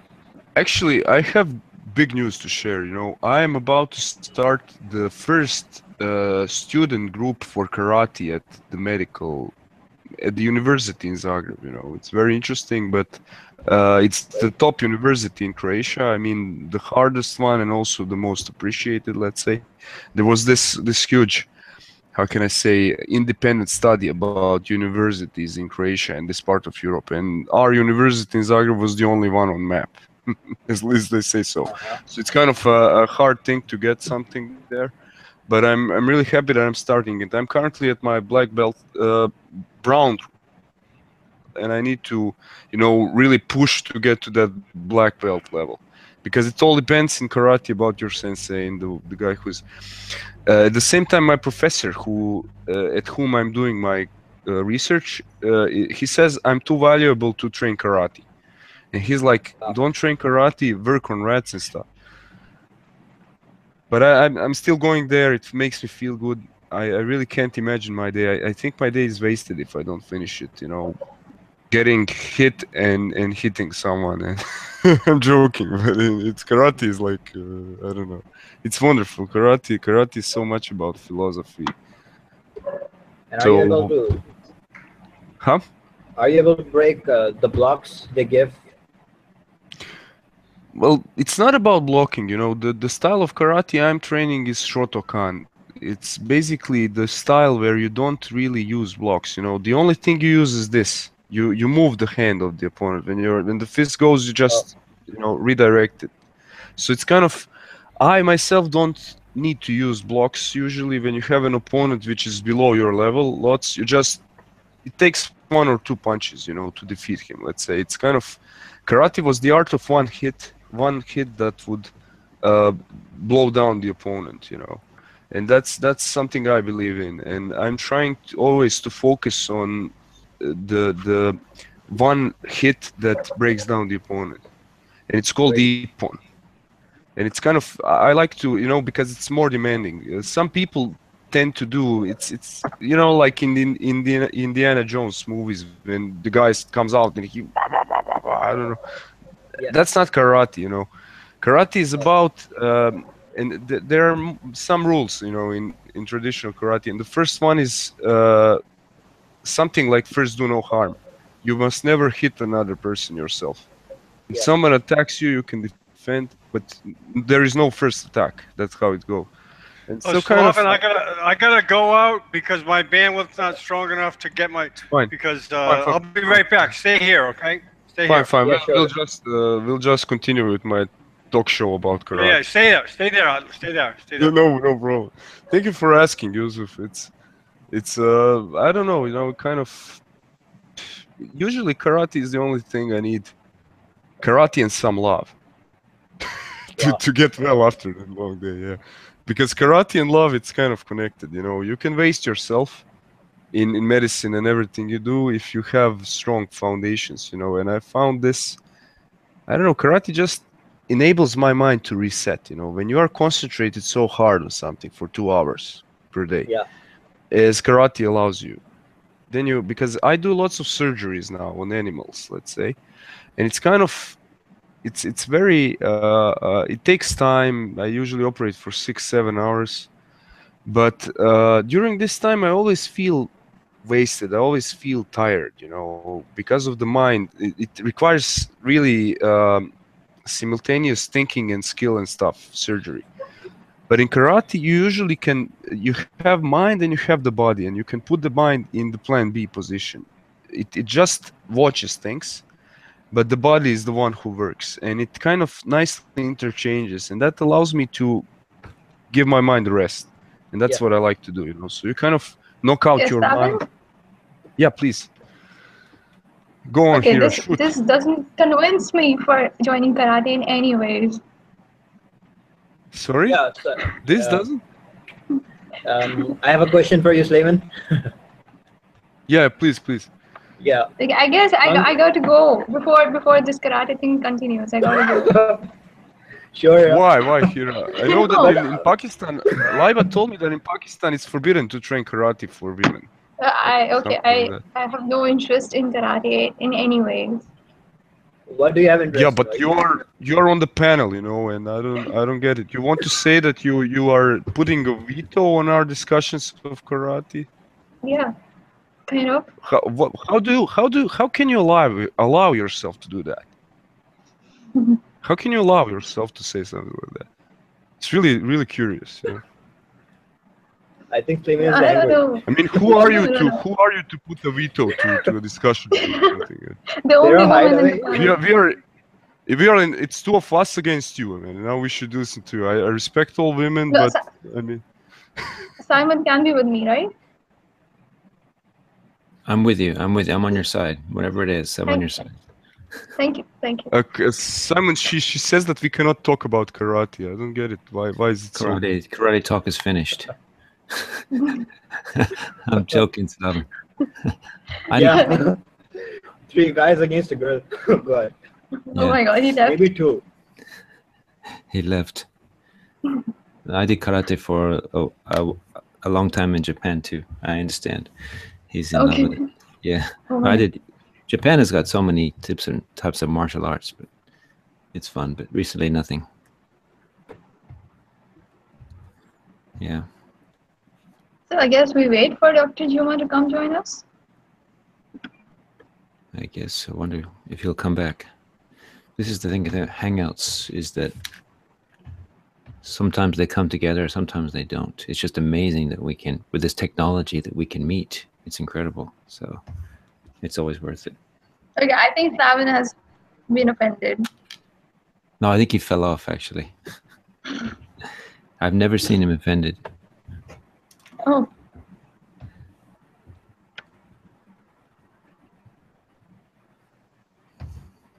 I'll text him, see what he's doing.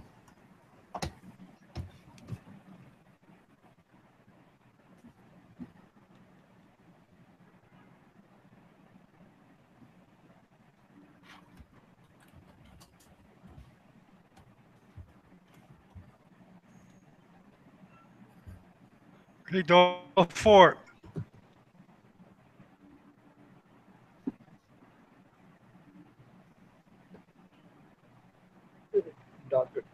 Dr. John is here, I guess. Yeah.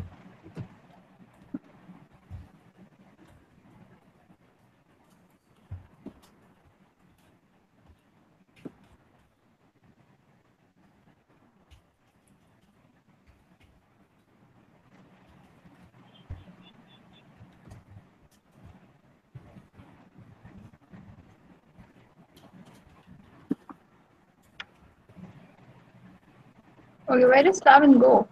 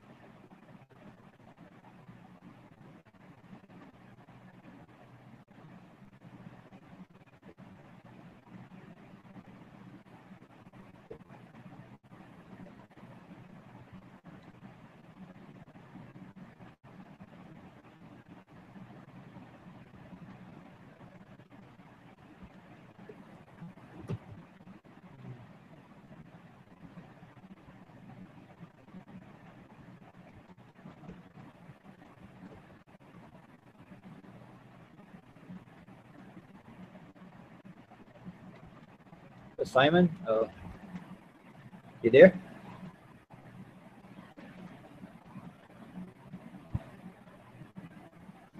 Hello. Hey, Slaven. Yeah. Slaven is back. Ready? Yeah, I left on purpose yes. because I cannot allow someone putting their rules here. This is a free space, you know, and it's free for everyone. And if someone asks me something and I respond, that should be honored, because otherwise I don't see point in this. You know, nobody is going to be allowed to put his own rules here. You're right. You're right. I didn't hear the. I didn't hear the conversation. Too bad, Simon. Too bad. What do you mean, too bad? Slaven doesn't. It doesn't matter. Come on. Oh.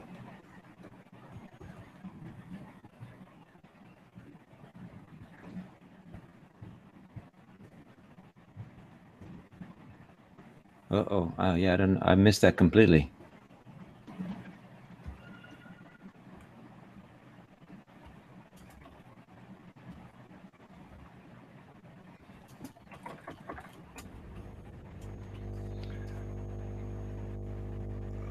Okay, yeah, we did the hangout just like 2 days ago, but apparently he's having a hard time coming in. Oh, we had a problem. Yeah. You know, Doug, I think that you're presented with a screen that says, do you want to go into a hangout or do a video call? I think most people pick video call. Hmm. You know? I see. I don't know. I'm trying to figure out because for one of the first times I had to come in, someone sent me an invite, and I thought, well, maybe this is where people get hung up. They have to choose between, and they don't pick hangout. They pick the video call, because I'll get notes all the time. It says so and so wants you on a video call. So man, I don't want a video call. I want a hangout. So anyways. But as I say, have a cup of Java. Nice. In Pakistan, you know, I had some tea the other day, Joseph. Do you guys drink a lot of tea in Pakistan? Yeah, we do. It's not coffee, right? Most people don't drink coffee. Yeah, they don't. They usually take tea in the morning and the evening. Yeah. I was surprised because some place I order coffee, they look at me like I'm crazy. Coffee? What do you want coffee for? But I was raised in a place where it was, you know, my family drank tea because my mother would make a big bowl of tea, big pan of tea, and throw about 10 tea bags in and make tea, and everyone would drink it. And then later on, when you get into medicine, in America anyways, it's a very coffee culture in America because, I mean, the hours are long and you need sometimes people are helped to help wake them up when they have to get up in the middle of the night. They drink coffee because in Pakistan they drink tea in instances like that. Yeah, they do. But medical students, like if you have to wake up the entire night, you would take coffee, or at times some doctors tell us that you can try amphetamines in case you need long hours to wake. Yeah, that's interesting. Say Nepal the same way, I think. Okay.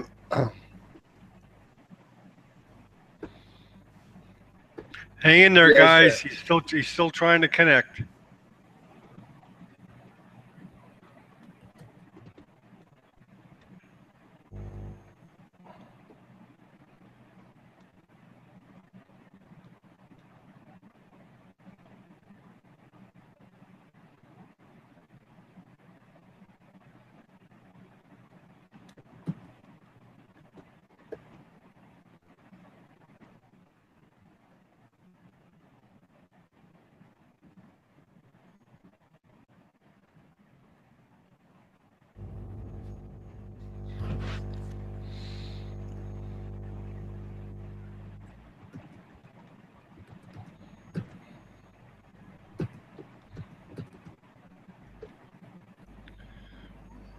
Did you guys understand Ipe's talk? I guess Slaven did, right? Is Slaven still there? Well, maybe not. Hey, I'm here. I'm just trying to do some other stuff. Can you hear me?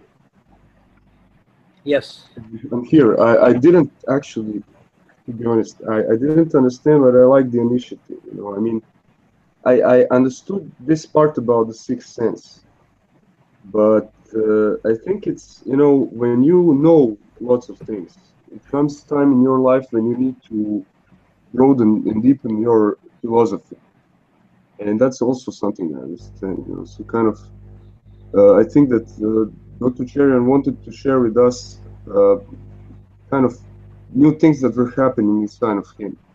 You know, because every lecture, I think that every lecture is kind of a talk about your state of mind. And here's Dr. Human.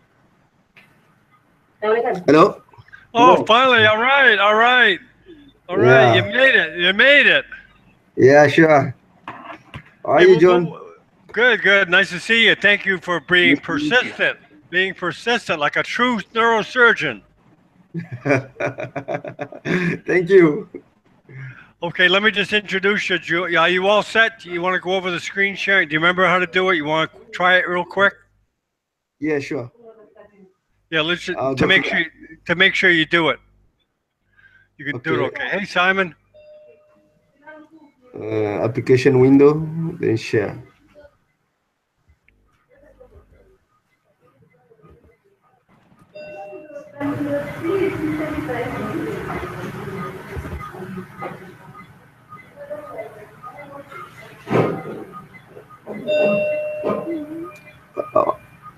I go to the screen share. Okay. And then application window. Right. And from there, then I can. How do I take my PPT? I've clicked on the application window. Yeah, click on the share at the bottom. But the share button is must. I have to click somewhere so that it can be highlighted. Okay. Yeah. Take your time. Try it again. Close it and open. Close it and open it again. Okay.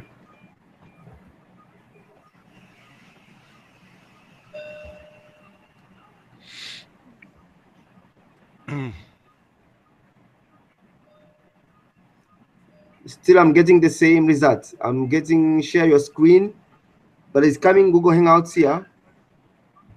I want to see my desktop so that I can share the PPT. Okay. So when you click on the screen share button, what happens? You know the button on the left there? Yes. It says your entire screen and application window. Mm-hmm. If you don't see your PowerPoint there, that means it's not on the screen. So, you know, leave the Hangout, open your PowerPoint, leave it there, and then come back to the Hangout, okay? That means you're not, yeah, okay, you're sharing the screen now. You can see that green arrow on your little icon. Okay, so your PowerPoint's not open. Now, you're opening the wrong screen now. So should I minimize the Google Hangouts? Yeah, you are screen sharing, but you're screen sharing the wrong screen. Okay. You need to pick another screen. There you go. There you go. Now you're on the PowerPoint. Okay. Now when you're on the PowerPoint, and then you just open the PowerPoint up, whatever. Yeah, I'm opening. Yeah, now. there you go. There you go. Okay. And you know, I figured out where you make it big. You want to make it big. The slide share. I'll tell you real quick. See the slide screen? Okay. Go back onto the PowerPoint. And I'll show you how to make it big again. Okay, I'm on the PowerPoint. Remember how we? Okay, I don't. You're not sharing this PowerPoint now. Or you're on the wrong screen. Okay, let me share it. Okay, screen share. Yeah. Try it again. This is a little tutorial, but it's something I learned too about how to make the PowerPoint big. Okay. The screen share. I'm looking for. I've opened my PowerPoint now. Okay, now leave the PowerPoint on the screen and then come back to on the bottom to the Hangout. On the bottom of the screen, click on the Hangout to open it up again. Should I click on the screen? Do you mean the screen on share? the bottom of the screen. Yeah, it's like an option in Windows. You can you open and close Windows from the taskbar at the bottom. Okay.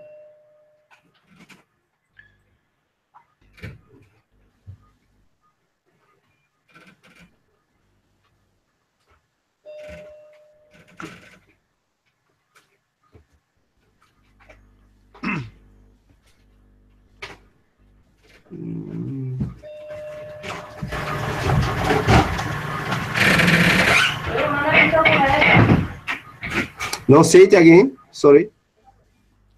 Okay. Do you have the PowerPoint open now? Yeah, I have the PowerPoint open now. Okay. Now leave the PowerPoint there. Do you know how you open screens up at the bottom on the taskbar?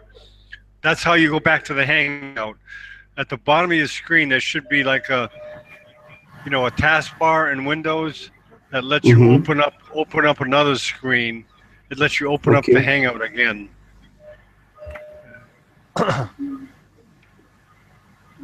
So what should I open now? Should I open the Hangout so you see me, you see us. Okay. And then you go back to the screen share.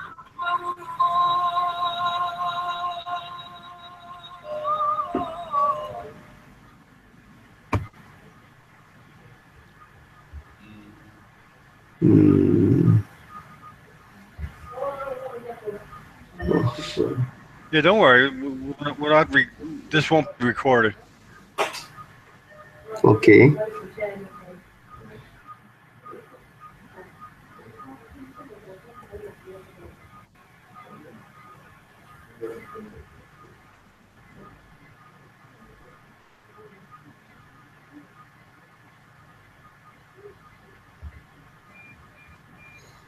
No, I'm not getting it. I mean, I'm in the bottom, and I'm okay. Open the. Right now, I can see you. Okay, you open up the Hangout again. It goes on top of the screen share.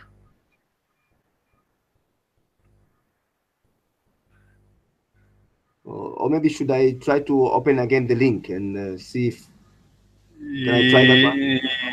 No, okay. Just watch me. Watch me do it. Okay, right now you're looking at me, right? Okay. What I'm doing now, I'm going to the right-hand corner and minimizing my Hangout. You know how you minimize the window, right? Yes, I know. I'm minimizing my window, so I don't see you now. I see my desktop. Okay. And now, once I see my desktop, I go look for my PowerPoint. Yes. Let me see. Let me find a PowerPoint. Okay, I'm actually gonna show you a website, but it's the same principle. Okay, so I open up my website, desktop. I leave it there, and then I come back to the bottom of the screen where I open the Hangout again. Okay. Okay. And once I open the Hangout, I see you again. I go to the screen share. I click on the arrow. I click on application window, and then I pick my screen I want to share, which is my website. So try to do that. So I minimize so that I don't see you. Right. And now open up your PowerPoint. Open up the PowerPoint. Okay. Okay, now leave the PowerPoint there, and the way you come back to the Hangout is usually in Windows. It's at the bottom of the screen. The windows that you've already opened. Okay, I'm coming back.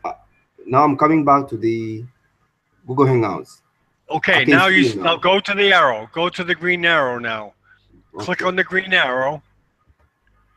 And then click on. You see the application window. Click on that.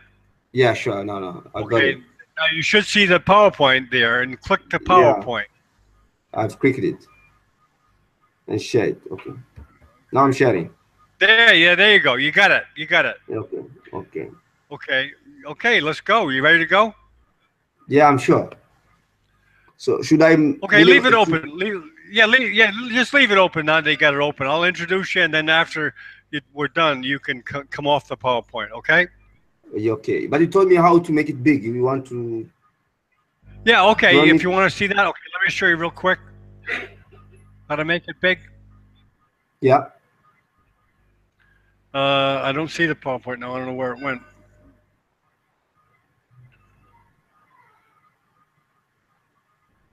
Okay, I see it now. Okay, go to the slideshow. Go to the slideshow option. Okay. Click on that. Click on that. You see it at the top. It says slideshow. I think this is the one. I find this one here. You see insert, design, transitions, animation, slideshow. Yes. Click on the slideshow. Okay, it's further to the right. It's further to the Yeah. Okay. right. Slideshow. Okay. I've seen it. Okay. Okay. Click on the slideshow. Mm-hmm. And then already. Yeah. Click on that. Okay. And it says from the beginning. Which one here? From beginning. Well, you know, it looks different from the one that I was taught. So, well, anyways, don't worry about it. You've got it. So we'll just keep it that way for now, okay? Okay. Yeah, start the show from the. Yeah, I think that would be good. Yeah, click on that from beginning. See what happens. From beginning, okay. See what happens. Already, but I don't see you. Nothing happens, huh? It has happened. I mean, the full screen now. It's full screen. Okay. It is full screen now. But I don't see you. I don't see it making changes like I was taught. So, well, let's just go ahead the way it is now, okay? Okay. Sure. Let me introduce you, and then we'll go from there, okay? Okay. 10, 9, 8, 7, 6, 5, 4, 3, 2, 1. Good evening. This is Dr. John Bennett broadcasting from Bharatnagar, Nepal, in our ACNN Neurosurgical Student Society. This is our third talk of the night. Tonight we have the pleasure of having Juma Magogo, MD, a neurosurgical resident, I believe, from Dar es Salaam, Tanzania. And he's going to talk about hyena bites to the skull. But let me first introduce the panelists we have with us tonight. Slaven, good evening. Hello, everyone. I'm so delighted to be here and to hear talk by Dr. Yuma. I'm a medical student from Zagreb, and I'm leading some student neurosurgical societies in Croatia. And I'm really happy to be here. Thank you. He's a big neurosurgical lover and a future neurosurgeon. Yosef, welcome. Yeah, hi there. I'm Yusuf. I'm a fourth-year medical student from Dow Medical College, Pakistan. This talk seems very interesting, so I waited a long time, and I can't wait to hear you, Dr. Juma. Thank you so much. Nice to meet you. And okay, Dr. Juma, it's all yours. Could you please talk about yourself first, your background, before you go into your presentation, please? Okay, sure. Thank you so much. I feel lucky to have this online conference. I am Dr. Juma Magogo. I'm working at the Muimbiri National Hospital. It's based in Dar es Salaam, and we are dealing with orthopedic, trauma, and neurosurgical cases. As you said, thank you. Today I'm going to talk about the hyena skull bite. You know, Tanzania, should I go to the, I'm going to my PowerPoint. Yeah, we can't see the PowerPoint for some reason, Juma. I don't know why. Can you people see it? Oh, there we go. Yeah, perfect. We got it. Okay. We got it. Okay. I see it. Yeah. Yeah. Yes, it's good. I can't see it. Okay. So let me introduce my country, Tanzania. Yeah, no. Tanzania is located in East Africa, just below the equator, and it's tropical weather. It's famous for its wildlife reserves. We have a lot of national parks here. One of them is the Serengeti National Parks, the famous one. And we have the Mount Kilimanjaro and the Zanzibar, which is famous for its beautiful beaches. So we are located in the East Africa. The population here, we have around 50 million people in Tanzania, and most of these are living in the villages where they are exposed to the Savannah Wildlife National Parks, and they are the risk group because they are living with those wild animals. So most of the patients in Muhimbili are coming from the up countries. They are referred to the national hospital. This is the number one, it's the national hospital here. So we get a lot of cases from up countries, from the ranging from tumors, ranging from traumas, ranging from the animal bites. So we had a chance to see this kid who sustained a hyena bite in the villages close to the Selous National Park. Let's recap on the WHO animal bites key facts. If we recap, so you find that most of the animal bites cause a significant cause of morbidity and mortality worldwide. And up to 5 million people are bitten by snakes every year. And the majority are in Africa and Southeast Asia. I hope Nepal, I'm not sure about Nepal, but I think it's one of the countries which is also included in the Southeast Asia. So looking on the animals which normally cause animal bites, we have snakes, we have dogs, and the rabies is a significant health concern following dog bites or cat bites or monkey, and even hyena. And I was looking on the literature, but I could not find the literature concerning the hyena human bites from the WHO. So I think there are very rare cases that have been reported, and probably this is one of them, and it's a peculiar case. For me, this is my first case of an animal human bite. We can also see the animal fact itself. The hyena is a dog family animal, and you can see the picture there. I think most of you know the animal. Movement. Yeah. Yes, we can see it. Their walking speed is 1 to 2 miles per hour. Most of the time they are trotting. Trotting is 5 miles per hour. Sometimes they run, and the speed reaches up to 37 miles per hour. The females can weigh up to 70 kilograms, but males weigh less than that. Now, if you look on the bites, among the top 10, hyena ranks number 8 in the animals with the strongest bite.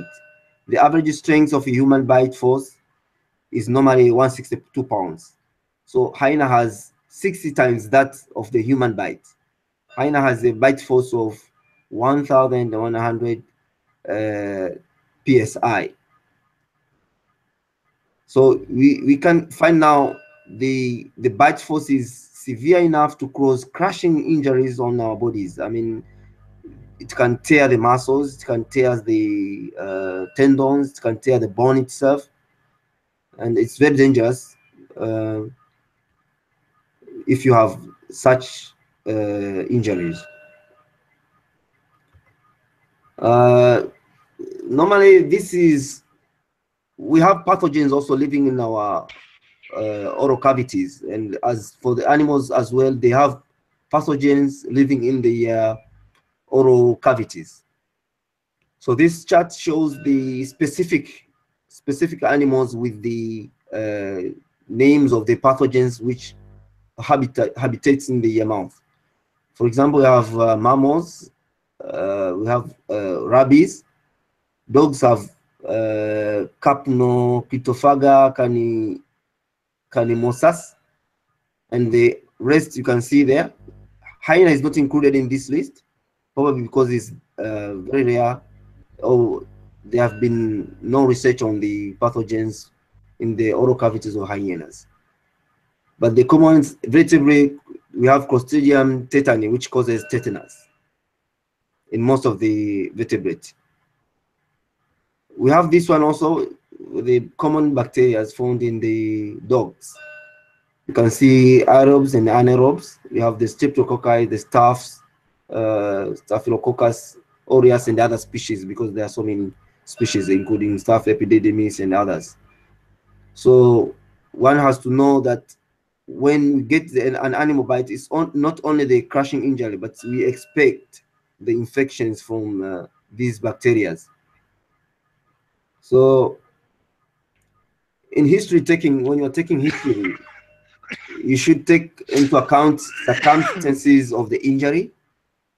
You should also take into consideration the type of animal which is involved, the current location of the animals, the ownership, the vaccination status. For example, dogs, some dogs we are living with dogs in our cities.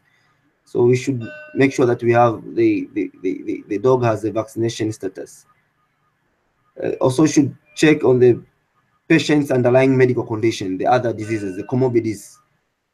If the patient has any other diseases, you should also put it into consideration, as it may exacerbate the condition or make it worse.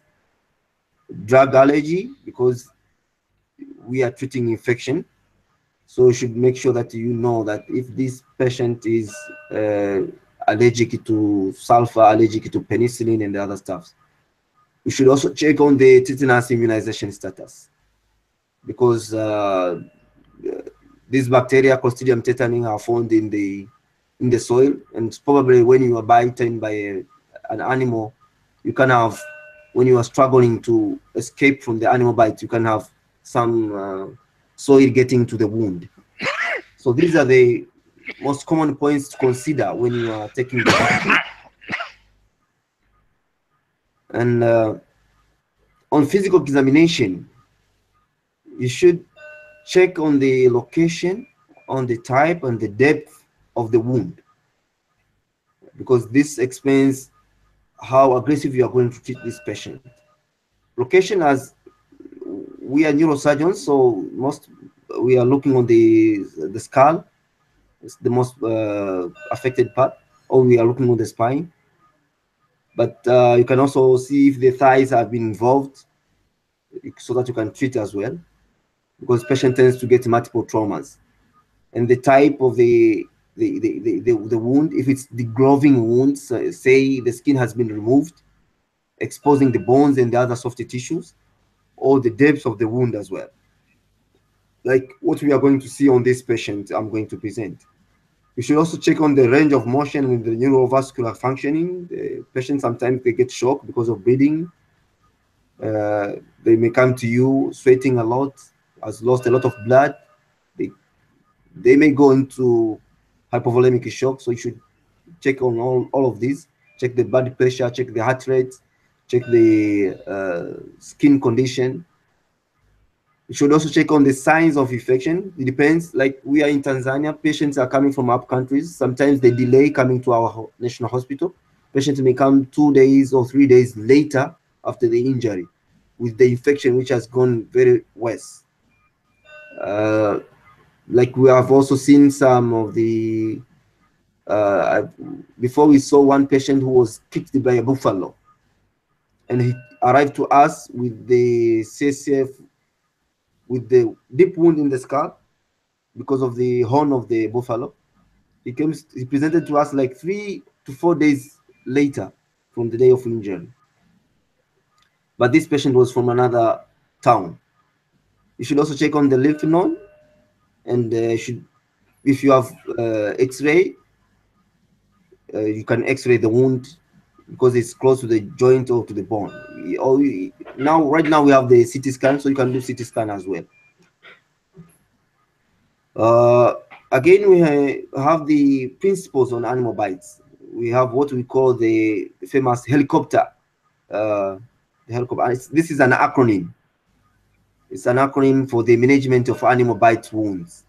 So you should take into consideration you should check the history, the presenting complaints. You should examine the patient. You should do a rebero cleansing of the wound and the irrigation. And C stands for the closure and the culture consideration. You can take blood culture or CSF culture. You should also check on the operative cleansing and the closure. The way you close, you should make sure you are not closing any infection in the wound. You should also check on the prophylactic or therapeutic antimicrobial agent used. You should also check on the tetanus immunization as we have spoken. You should elevate, and you should check on the rabies risk, because this is the potential risk as we have seen from the WHO data. This is the potential risk from the animal bite. Now we can go and see the case. I'm presenting to you a 3-year-old boy who was attacked by a hyena one day prior to the admission while asleep at night. According to the informant, who was not the biological mother, because the mother was living away from the kid, this kid was circumcised. You know, it's a culture, it's an African culture. People do circumcision, especially Muslims. And they were living close to their houses. I may say it's a poor house with a door which can be easily be broken by strong animals. So they went into sleep, and at night, the hyena invaded their house and managed to block the door. He went inside, and there were so many people living in that room, but he just selected one man, I mean a boy, it's this boy, who was having a fresh wound from the circumcision wound. So we were thinking probably this hyena was smelling the fresh wound. As we know, hyena, they hunt sometimes by just smelling even 20 kilometers away. So he's captured the boy. He was pulling out of the door. And the boy started crying. And then the other elders, the uncles, woke up at night, and they found that the boy was taken by a hyena. They hold the legs so that on an attempt to prevent the boy from being taken. So it was like the hyena is pulling on one side, and the uncles are pulling on the legs while trying to kill or taking any weapon to kill the hyena. As a result, the hyena managed to bite. Because of his bite force, he managed to degrove the scalp, the pericranium. He took the bone from the right temporal parietal, and even the dura was teared, exposing the brain. And this boy, when presented to us, the wound was smelling with the brain outside, which was already dead. That part of the brain which was herniated. So the boy had a dura defect. He had severe pain, and because he presented today to us one day later, the boy had a hemoglobin level of 4 grams per deciliter, which is very severe anemia. So, and the mother reported also the boy vomited twice while to the other hospital before he was brought to us. But the boy had no loss of consciousness. The boy had no any convulsion. This is the wound. You can see the boy. This is you can see the location of the wound is on the right parietal temporal with the exposed bone, exposed dura, and exposed.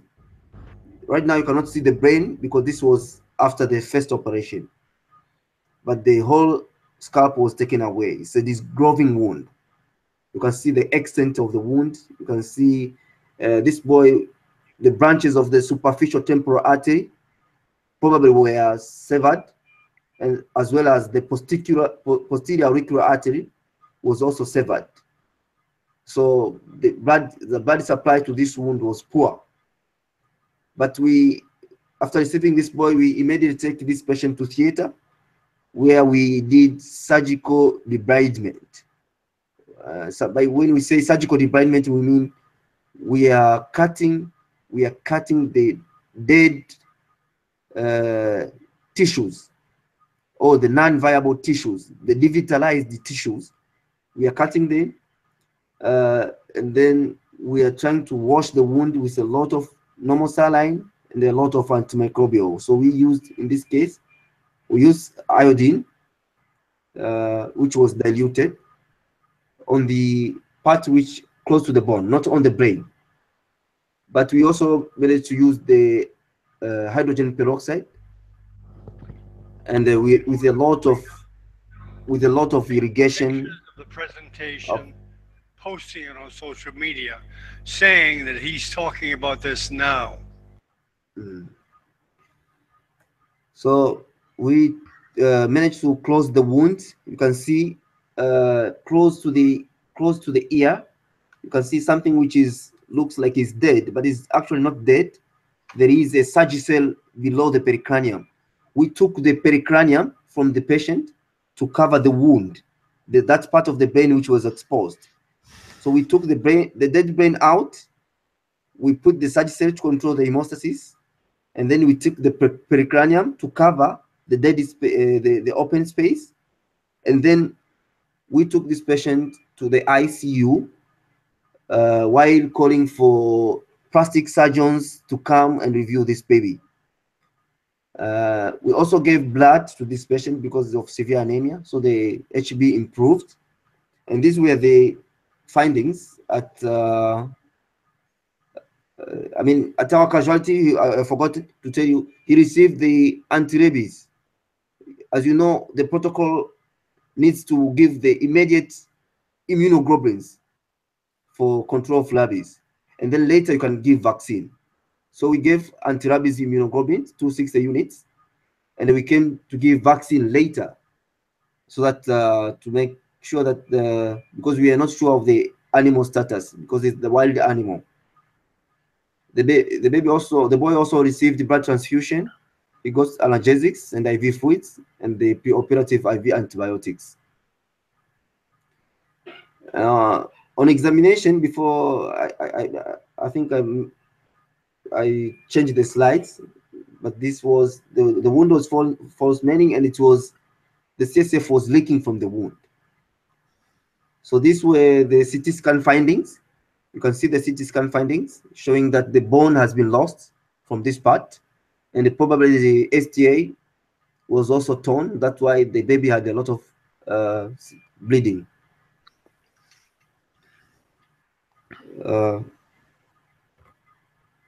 In theater, this is what we did, as I explained, surgical debridement. We did duroplasty using the pericranium from the fresh site, and then we kept the patient on IV metronidazole, IV augmentin, and gentamicin.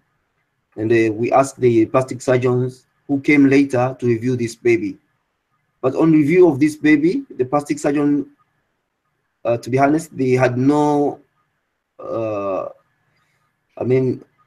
their opinion was just to control the infection, to control the CSF leak, and later they are going to review on what they are going to do. But actually, when they just came there, they had no choice. They had no plans on what they are going to do on this patient. So we agreed on them that okay, we will take care of the baby until the wound is clean. So immediately postoperative, this baby was febrile. The hemoglobin level raised, up to around 6 or 7 because of the we could not give much blood for a fading of the fluid overload on the heart, and had no signs of CSF leak postoperatively.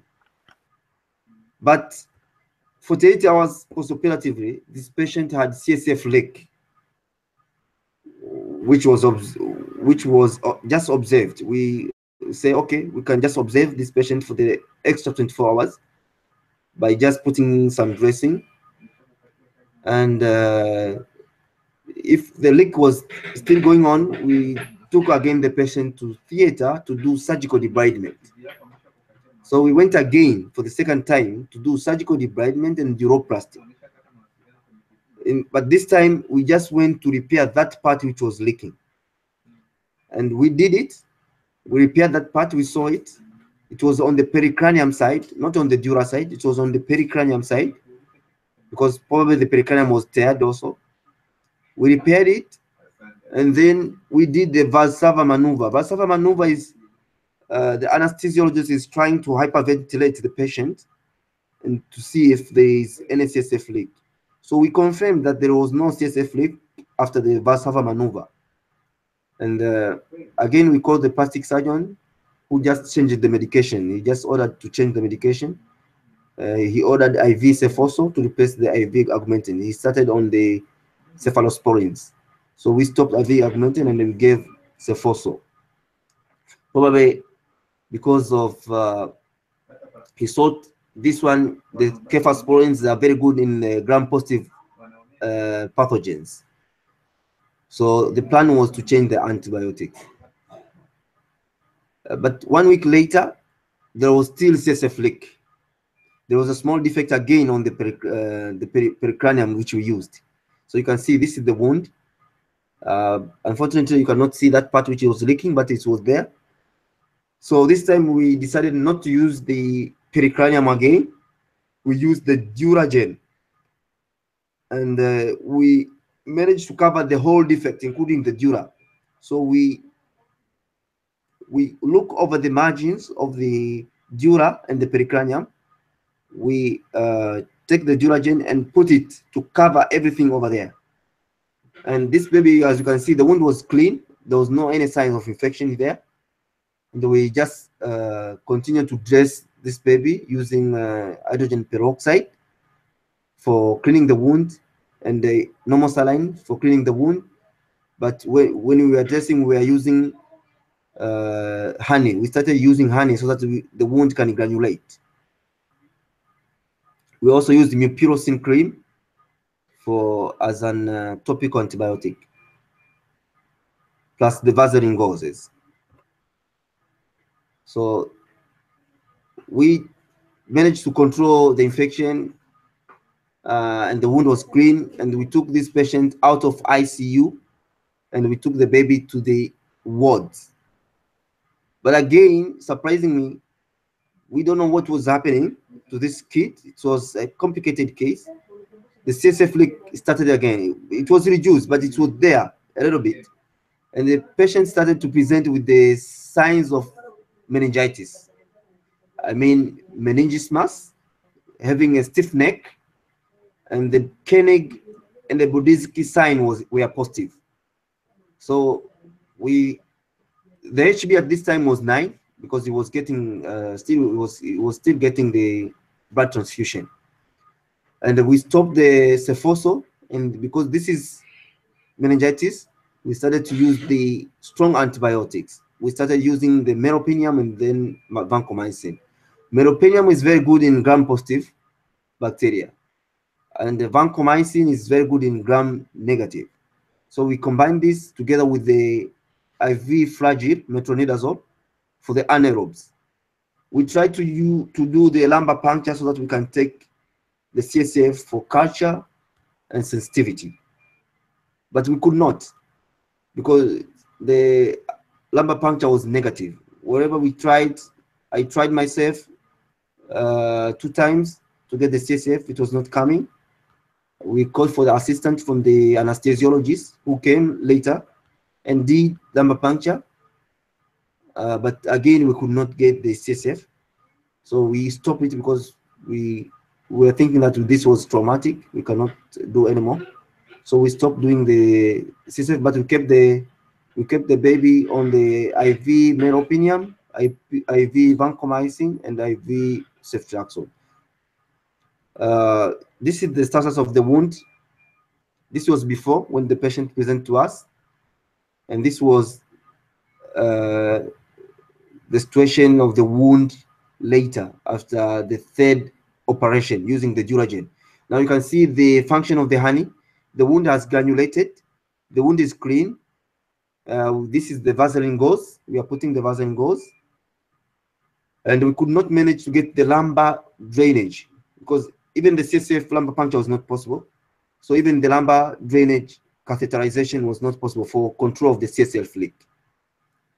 But later, like 2 days later, this patient stopped leaking CSF because of the granulation of the wound. We thought probably because of the granulation, that part which was gaping, it was covered. So the wound stopped. So we are just dealing with the dealing just with the wound management. We are just continuing with the wound management. But the situation again changed. This is the picture showing that we are using hydrogen peroxide.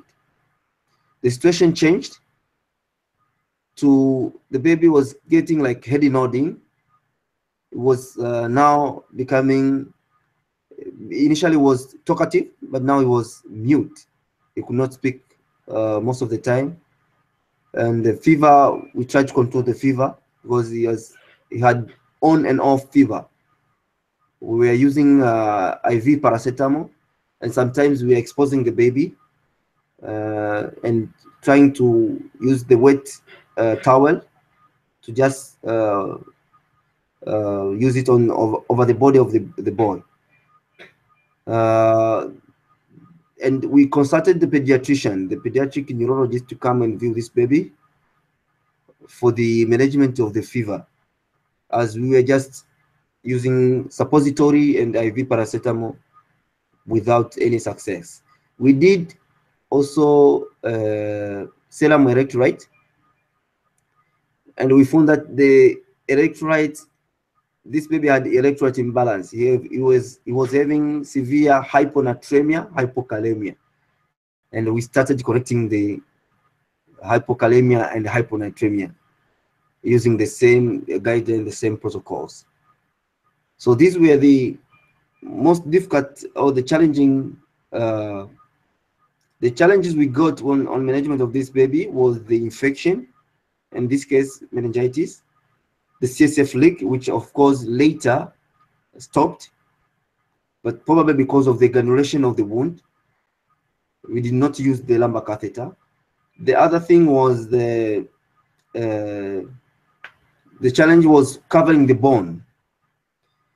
Now we cannot use methylcrylate bone cement because this is what we are using here, because this is the kid is growing. He needs to grow. The skull bone is growing.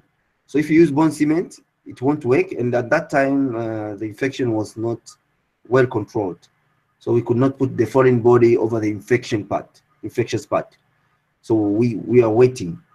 But the alternative was to use the Eos Patch, which we actually don't have here in Tanzania. I found this when I went to Turkey in the WFNS meeting, World Federation of Neurosurgical Society in Istanbul, Turkey. I found this company Surgery they were selling a product called the Eos Patch. They say this can be used in kids because it can heal with the bone and it grow. And we asked them about the effectiveness of this product. We say, of course, it's a new product. It's less than 6 months since they launched it, so they were not sure. So we are still we have not used it, but we are ordering it. So probably we are going to use it and see if it's going to help the baby. Another challenge was the skin flap. The plastic surgeons here, they were stuck on what they are going to do. They were thinking of doing a muscle flap, but harvesting the muscle from the thigh. or from the back. But I cannot comment much on this. This was left for the plastic surgeons who did not conclude on this matter. So we were left on just treating the infection and treating the electrolyte, and the condition were improving. Well, this is what I wanted to share with you, especially. But the other thing I want to ask to share with you is the control of the rabies and tetanus. This kid had symptoms of neck stiffness, fever, and sometimes he was getting like head nodding. We could not really evaluate if this was rabies. We just thought this is just meningitis. It's not rabies. We tried to rule out meningitis and we tried to rule out tetanus. Of course, tetanus is ruled out because the patient had no trismus, the lockjaw. He had no lockjaw, so we thought this is not tetanus, and we were just left with the rabies option. But we also think this is not rabies.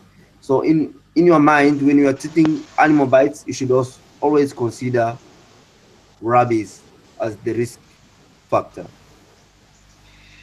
Thanks. Thank you for listening. Great presentation, Dr. Jima. Yeah. You clarified most of the things.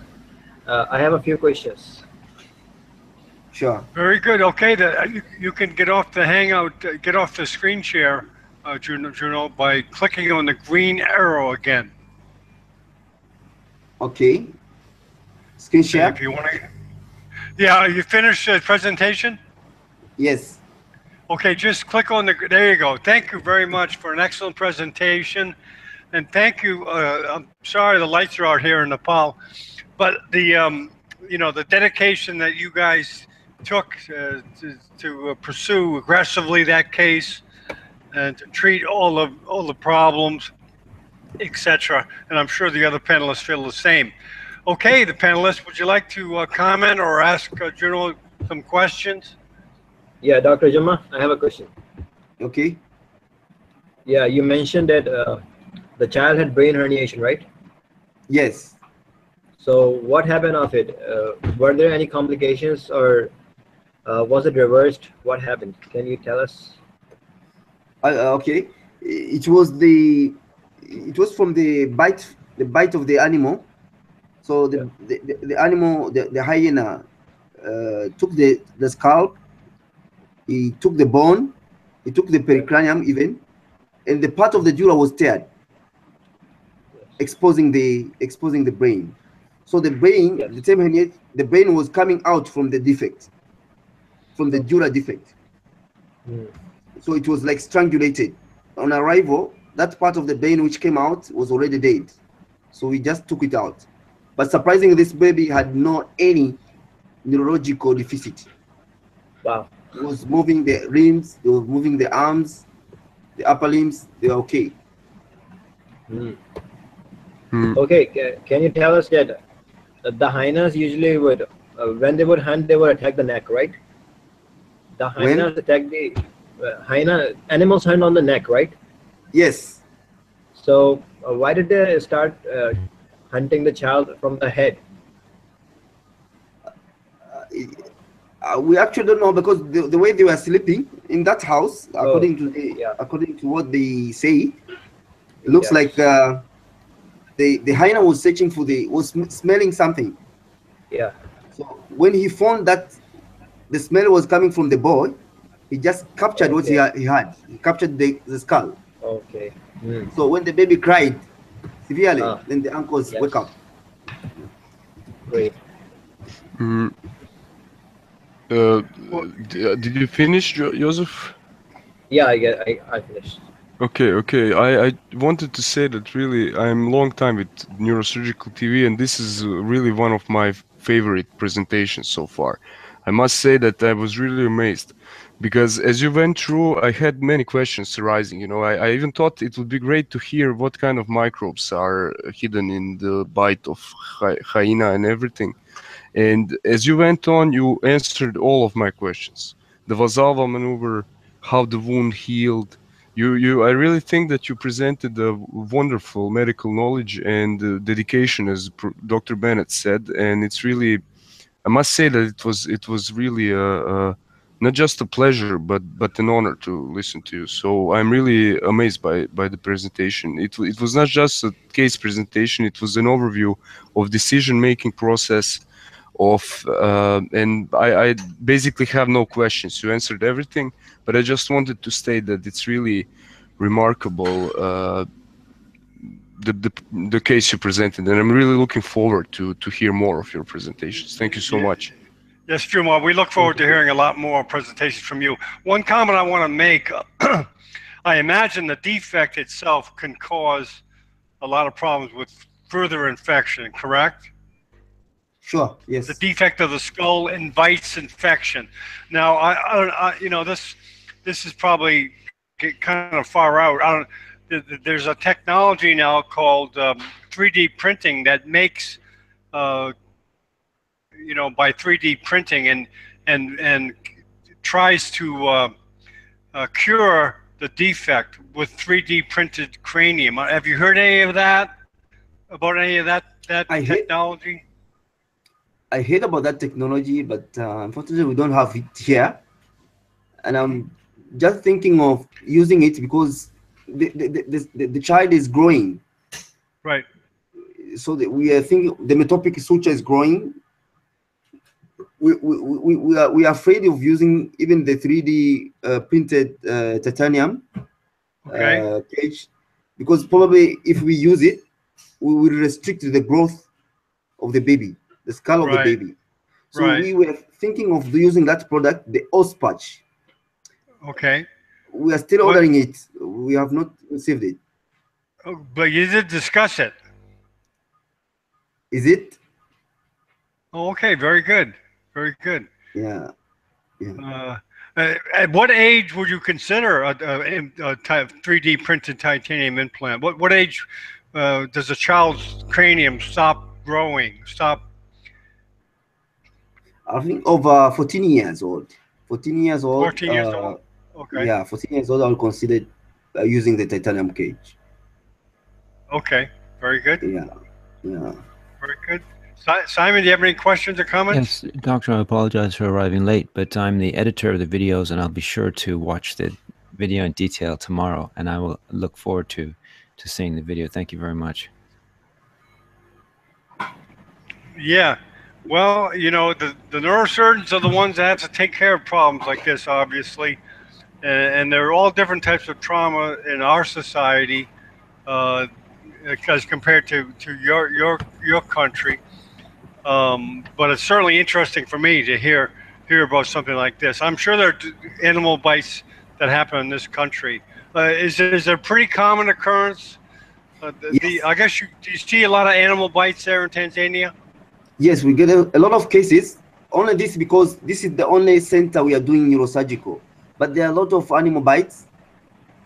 People live close to the national parks, and they get animal bites probably because from the other parts of the body, from the arms, from the legs, so that they don't present to us. But this is the second case for me. One was from the buffalo horn. He hit the man, and another one is this one. So we are probably going to get a lot of these cases because we have a lot of national parks and people are living there. So the risk is high for these farmers and other people. Yeah, a lot of national parks there, huh? Yeah, Tanzania? sure. Yes, a lot. Yeah, that was nice. You mentioned he took us on a little tour of Tanzania. That was kind of nice. Yeah, sure. So it'll be my pleasure to welcome you. Well, you know, Dr. Cherian goes to a lot of conferences in Africa, and hopefully we'll someday we'll be able to go to. I have corresponded with a nurse in Zambia And it was very interesting fellow. And we hope to get the neurosurgeons of Africa together on this platform and bring neurosurgeons to you also from other parts of the world, such as Dr. Cherian here in Nepal, where he hopes to be filming live neurosurgery. So hopefully we can involve you and your associates in these type of programs in the future. And I'm sure Simon and Slaven and Joseph will also be part of it.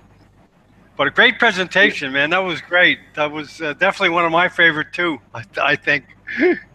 And we hope to see you a lot more, Jumo, and we welcome you and any of your community to give presentations whenever you feel like it. Thank you so much. Okay, we'll wrap it up. I think we ended it on a very high note. Excellent presentation. And next week we'll be doing, Sunday we'll be doing some more case presentations. And also, Jumo, we'll be having conferences where you'll be able to together with other neurosurgeons, we'll have a day or two of conferences, and you're certainly welcome to participate in those. So I'll close it up now. And thanks, Simon, and thanks, Slaven, and thanks, Joseph, for hanging in there and staying all night. Close it right now, but stick around. I'm just going to close the broadcast.